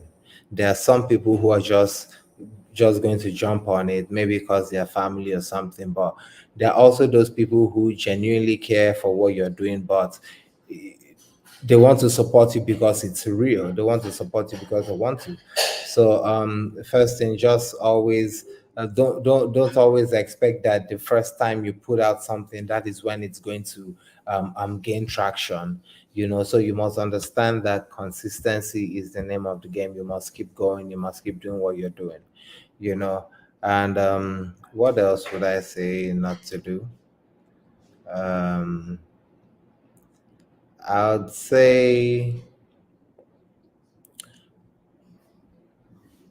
I would say I would say do not get to a point where you don't value feedback anymore, right? Because feedback is very valuable. Feedback is what can help you fine tune and shape what you have going. And especially in music, sometimes you find that artists blow up and then their tone on social media changes, or they put out a song and they expect people to like it. And when you don't like it, they assume you are not a fan, and then they go hard on you. But you must understand that your fans are human beings. Sometimes they like what you've put out, sometimes they don't like what you've put out. So just always be grateful and be thankful, because there was a time when you didn't have fans and now you have these people. So you must continue to listen to them while you tap into your authentic self as well. But feedback is valuable. Feedback means that someone has paid attention to you, and that is value. And the opposite of that is that you put out all this work and then put out the project or put out the song, and nobody's saying anything about it. Nobody's criticizing, nobody's praising, nobody's giving you any feedback. Then you now start to realize, wow, even when people would say they didn't like it, it was a good thing, because it means they are invested. For you to not like it, it means you paid attention and you listened. So people must continue to stay humble and just remember that the fans are valuable, and the fans do a good job of helping them fine tune their product. Amazing. Thank you so much, Obinna, for that. Yes, your feedback is important. And talking about feedback, guys, we need to hear your feedback about the conference. So please put it in the Telegram group. We're going to share a link, so we'd like to hear from you. Obinna, we know you're pressed for time, but we need you to just give us some other strategies before we let you go. And it's been an amazing journey from you. How have you stayed consistent? That's the question I'm going to ask you. How have you stayed consistent? From the very first day our paths crossed up until today, you have been consistent in helping people scale their brands. You have worked with Kelechi, you've put together so many concerts, projects, podcasts, and the list goes on and on. How have you stayed consistent? The simple answer is that I am genuinely passionate about the music business and music in general. And I'm just like I said before that resolve is important, and the artists who are going to win big are those people who have that resolve and decide that in this difficult world, this is who I want to be. This is the path I want to go on. And I love what I do enough, and I give myself that type of seriousness. I always knew that no matter what, I want to be in the music business. So there were definitely times when maybe you work with a client or you put in so much and then nothing quite comes out of it, or just at the point when things were supposed to start working out, then you guys fall out or something. And it really hurts, like it breaks you. It makes you feel like you shouldn't be doing this anymore. You shouldn't be trusting artists. You should be working, so I found myself in those type of situations so much. But the only thing that just gives me the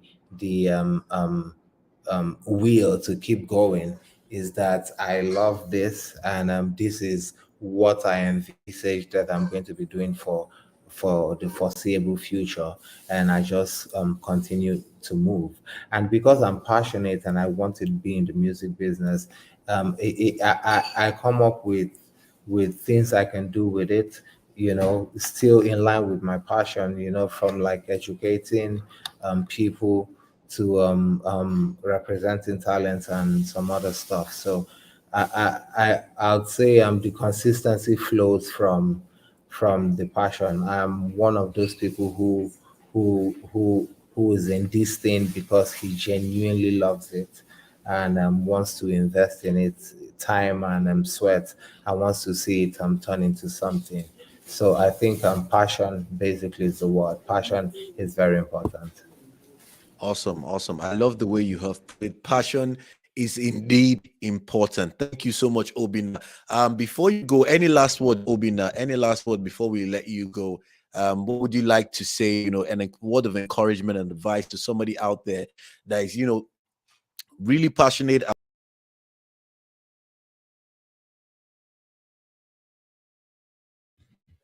Obinna, I don't know if you got my question. I said, any last words? What words of encouragement or advice would you like to give somebody that wants to grow their brand, in either the music industry or any industry at all? What I find to be the most potent ingredient in brand building is consistency. So you have to stay consistent, decide who you are, decide what you are, decide what you're selling. And once you understand that, it informs, you can now start having better ways to do what you do very well.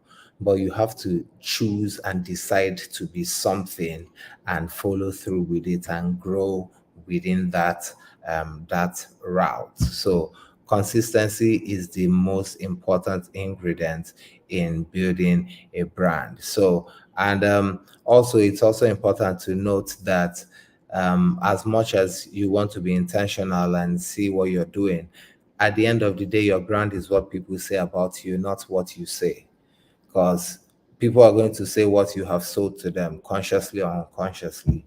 So you have to pay attention and see what people are saying, because what people are saying about you is your brand, because that's what they're seeing, that's the vibe they're getting from you. So I guess that's a good way to judge and be able to know what your brand is, and and know how to move better. But consistency, that is the strongest element. Like I was telling Emeka today, I noticed he's been starting to wear his blue frames a whole lot more. And you find that 1 year, 2 years from now, when somebody wants to, like when an artist wants to draw Emeka, if they do not put that frame there and color it blue, it's almost like they have missed the whole thing, because he has worn it enough, and now that it's part of his thing. And sometimes a brand identity doesn't have to be visual. Sometimes your brand is how you think, the type of things you support, what your ideals are, what you're passionate about, the type of courses you want to work for, the things you feel strongly about, your deepest, strongest opinions. So all those things are part of your brand. And if you continue to present them, eventually people will associate those things with you. And brands that are in line with those type of products will start to reach out to you. So if you like fitness, get serious with it, incorporate it into your brand. So everything that you're interested in can turn out to be a strong element for your overall brand. So yeah. Thank you so much, Obinna Agwu. I love the way you have put it. Yes, sometimes you don't need to have visual cues. What your values are is your brand. If you're passionate about a certain cause, a certain industry, a certain movement, that is what people would know you for and people will love you for. Obinna, thank you so much for this. Do you have any last words you'd like to drop before we let you go? We're sincerely and deeply grateful for spending the last few hours with us on this summit. One last word, vote Peter Obi. Because if the country is not good, there'll be no industry. If the country is not good, there'll be no business. If the country is not good, there'll be no gigs. There'll be no endorsements. There'll be no music videos. So everything is connected to this business and the other things that you're interested in. So tell somebody to vote Peter. Obinna, thank you so much. I know you just had to plug that in there, but thank you. We really do appreciate you. Thank you so much, Obinna. It's great having you. We'll definitely connect again and invite you for the masterclass where people can ask you all the questions and get to know more about building their brands and about the industry. Thank you so much, Obinna. No problem. Thank you so much. Thank you. All right, guys. Thank you. Yes, you have made it with us from the beginning of this journey and right to this very point. It's not the end yet because I still have a few announcements to give. We have winners from the brand audit, which we are going to do. We have 2 winners, but we still have a lot more slots. So what you're going to do for me is, if you're in the Telegram, please put it there right now. Type it right now that I want a brand audit, and your brand will be audited. Also, Paul shared a link to his community, his sales community, that you can also find that in the Telegram group. If you're not in the Telegram, I think you need to join. I don't know how you got to know about this, but please, if you're not in Telegram, please put it in the comments right now so that we can share the link with you and you can be part of that. We're going to be having monthly masterclasses. It's going to be well curated so that you can get the best of your brand and scale moving forward. Another free gift we have given you is the brand authority checklist. I'll be talking more about that after this break, but guys, don't go yet because these announcements are very important and you will need it. We'll be back after this.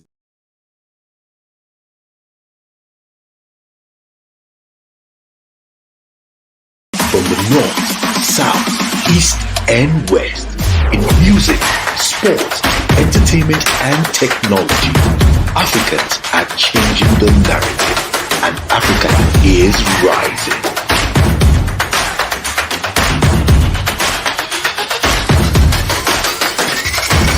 Personal Branding Summit 2023, changing the narrative.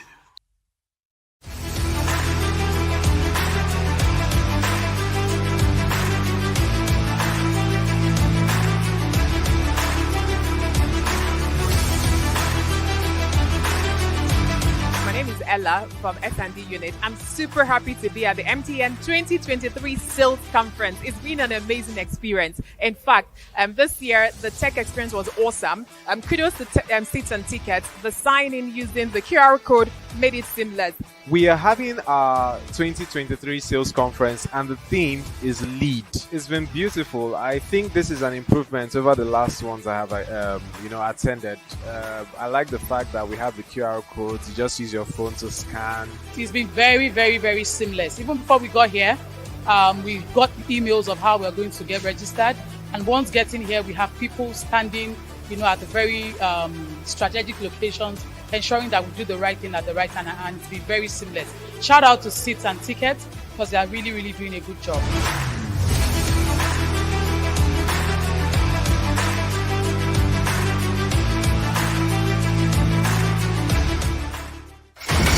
Personal Branding Summit 2023. Changing the narrative.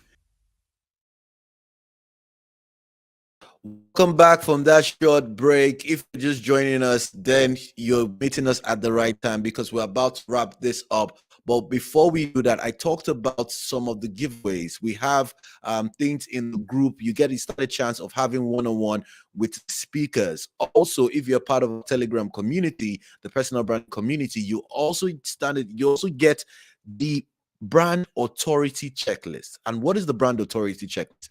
Everything the speakers have said, we have put it together so that you can look at yourself and look at your brand and say, you know what, there's some areas that I need to work with. So I want to ask a few questions. How are you positioning yourself in your industry? A checklist will help you with that. What's your brand vision? What are your values? What product or platform are you putting out there? Now, this checklist has everything and it's going to put it together so that you know what you are supposed to do now and what is the gap you have in your brand. Now, the beautiful thing about it is we're not just giving you a checklist. We're going to use the checklist as the framework for your brand audit. So if you want a brand audit, then definitely you should be in our community. Mention it, put it there. I want my brand to be audited, and your brand will be audited. I personally would audit your brand. I would also speak with you for 30 minutes, giving you the results of your audited brand. So this is something that you should take advantage of. Don't miss this. Take advantage of this. If you want your brand audited by me, I will do it with my team as well. Then you need to mention that I want my brand audited. So guys, join the community, download, get the free copy of the brand authority checklist, and also you stand a chance of getting your brand audited. This conference will not have been possible. Oh yes, I see someone fantastic. Please mention it in the community. You have to comment in the community that you want your brand audited, and the team will take it from there. They will contact you and get your brand audited. Oh, also thank you so much. We have more comments here. I learned so much. Thank you. This summit would not be possible without you. We needed you. We're here to help you scale your brand, and would like to hear from you. Trust me, we really would like to hear from you. So if you're in the community, once again, please, we will send you a link. Drop a feedback. We need to hear from you. What did you learn? What was right? What didn't go right? What do you think we can do better? Because one of the things about building your brand is feedback. Obinna talked about it. How do you know you're doing the right thing? Or how do you know your message for the audience is working? So we need to know, and we need to hear from you. Like I said earlier, this conference wouldn't have been possible without our partners, guys. We have a few partners that have been kind enough to support us on this journey. It hasn't been an easy one, and we like to mention them. We have Trillion, we have Value Media, we have Bella Ninja. Yes, Bella Ninja supported us on this journey. We also have Connect Nigeria, Host Empire, Inside Business Africa, Karakuri, LB Digital, and the list goes on and on and on. It's quite an amazing list of people that have supported us one way or the other, and we are really, really, really grateful. We also want to give big shout out to our team. Yes, the team that has put this conference together. We have Emeka Ozo, Lily Uche has also been amazing in putting this together. Joseph Dyer, Osita Santos. These guys have worked tirelessly putting the videos together that you have seen, working on the emails, doing the graphics, and everything that we have put together to make this conference at this level. We say and we pride ourselves as Africa's #1 global summit on personal brand. And that is what we have tried to do. And that's what we keep doing. Why I use tries? Because you never truly achieve your goal. If your goal is big enough, you know that you never truly achieve it. You just keep getting better at it. So our goal is to become Africa's #1 global summit on personal branding. We are that, but we want to take it even further. We've extended our reach. This year, we had speakers from South Africa, from Kenya, from Uganda, from Ghana, and also from Nigeria. Next year, we want to take it even a step further. We want to go round Africa and even round the world. So Africans that are doing amazing things at different parts of the world, we want them to be at the summit. And we can't do this without you. So we need you to support us in any way you can. Any way you can support us. If it's financially, support us with your platform. If you're into media, support us by recommending speakers that should be on the summit. Support us by sharing this with your friends. Support us by subscribing to the YouTube channel. Support us by sharing the videos with your community. Support us by downloading the checklist. Support us by being part of Paul Fo's group or any of the other programs and courses and trainings and workshops that we'll put in the community. That is the way you can show that you truly support us. If we have done anything right, show us love by supporting us. I can't thank my speakers enough. They have been amazing, and I want to thank each and every one of them. I want to thank Blessing Abeng. Thank you so much, Blessing. Thank you so much, Paul Fo. Thank you so much, Fazia Malik. Thank you so much, Grace Nafuna. Thank you so much, George Adulu. Thank you so much, Popo Ahmed. Thank you, Ella Nnadozie. We are truly grateful. Forever, we are grateful. We thank you so much. We want to thank Camille Storm. And of course, I want to thank my man, Obinna Agwu. Thank you, thank you, thank you. On behalf of the team at Personal Branding Summit, my name is Emeka Ebeniro. You could follow me on all social media platforms at Emeka Ebeniro. Please, I want to thank you. I can't thank you enough. Without you, we will not be here. That is why I'm thanking you once more. It has been a great journey planning for almost a year to make this happen. And you is the reason why we have done this. So thank you once again. And thank you once again. And I also want to thank myself and my team for putting this together. It hasn't been easy, but we have done this. And we are super, super grateful to God Almighty and to everyone that has made this possible. This is the third edition, or this marks the end of the third edition of Africa's #1 Global Summit on Personal Branding. It is not the end of the movement. We keep moving. We'll be back with you and to you with our masterclasses, our workshops, and our trainings. Now you have learned a lot. You need to practice, because knowledge is not complete until you execute. The best way to learn is to teach, and you can only teach what you have practiced. So we need you to practice, and we're going to give you the platform and hold you by the hand to ensure that your brand gets to the level that you want it to be. So don't forget, be part of the community, click the links, join us, and as we work with you to get your brand to that global level. Thank you once again. I love you, and I'll see you soon. From us at the Personal Branding Summit, good night, God bless you, and thank you.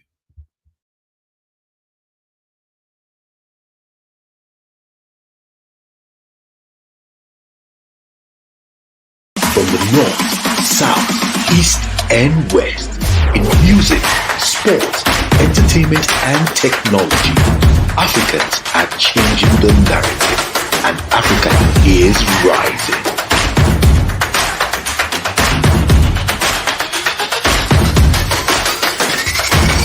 Personal Branding Summit 2023, changing the narrative.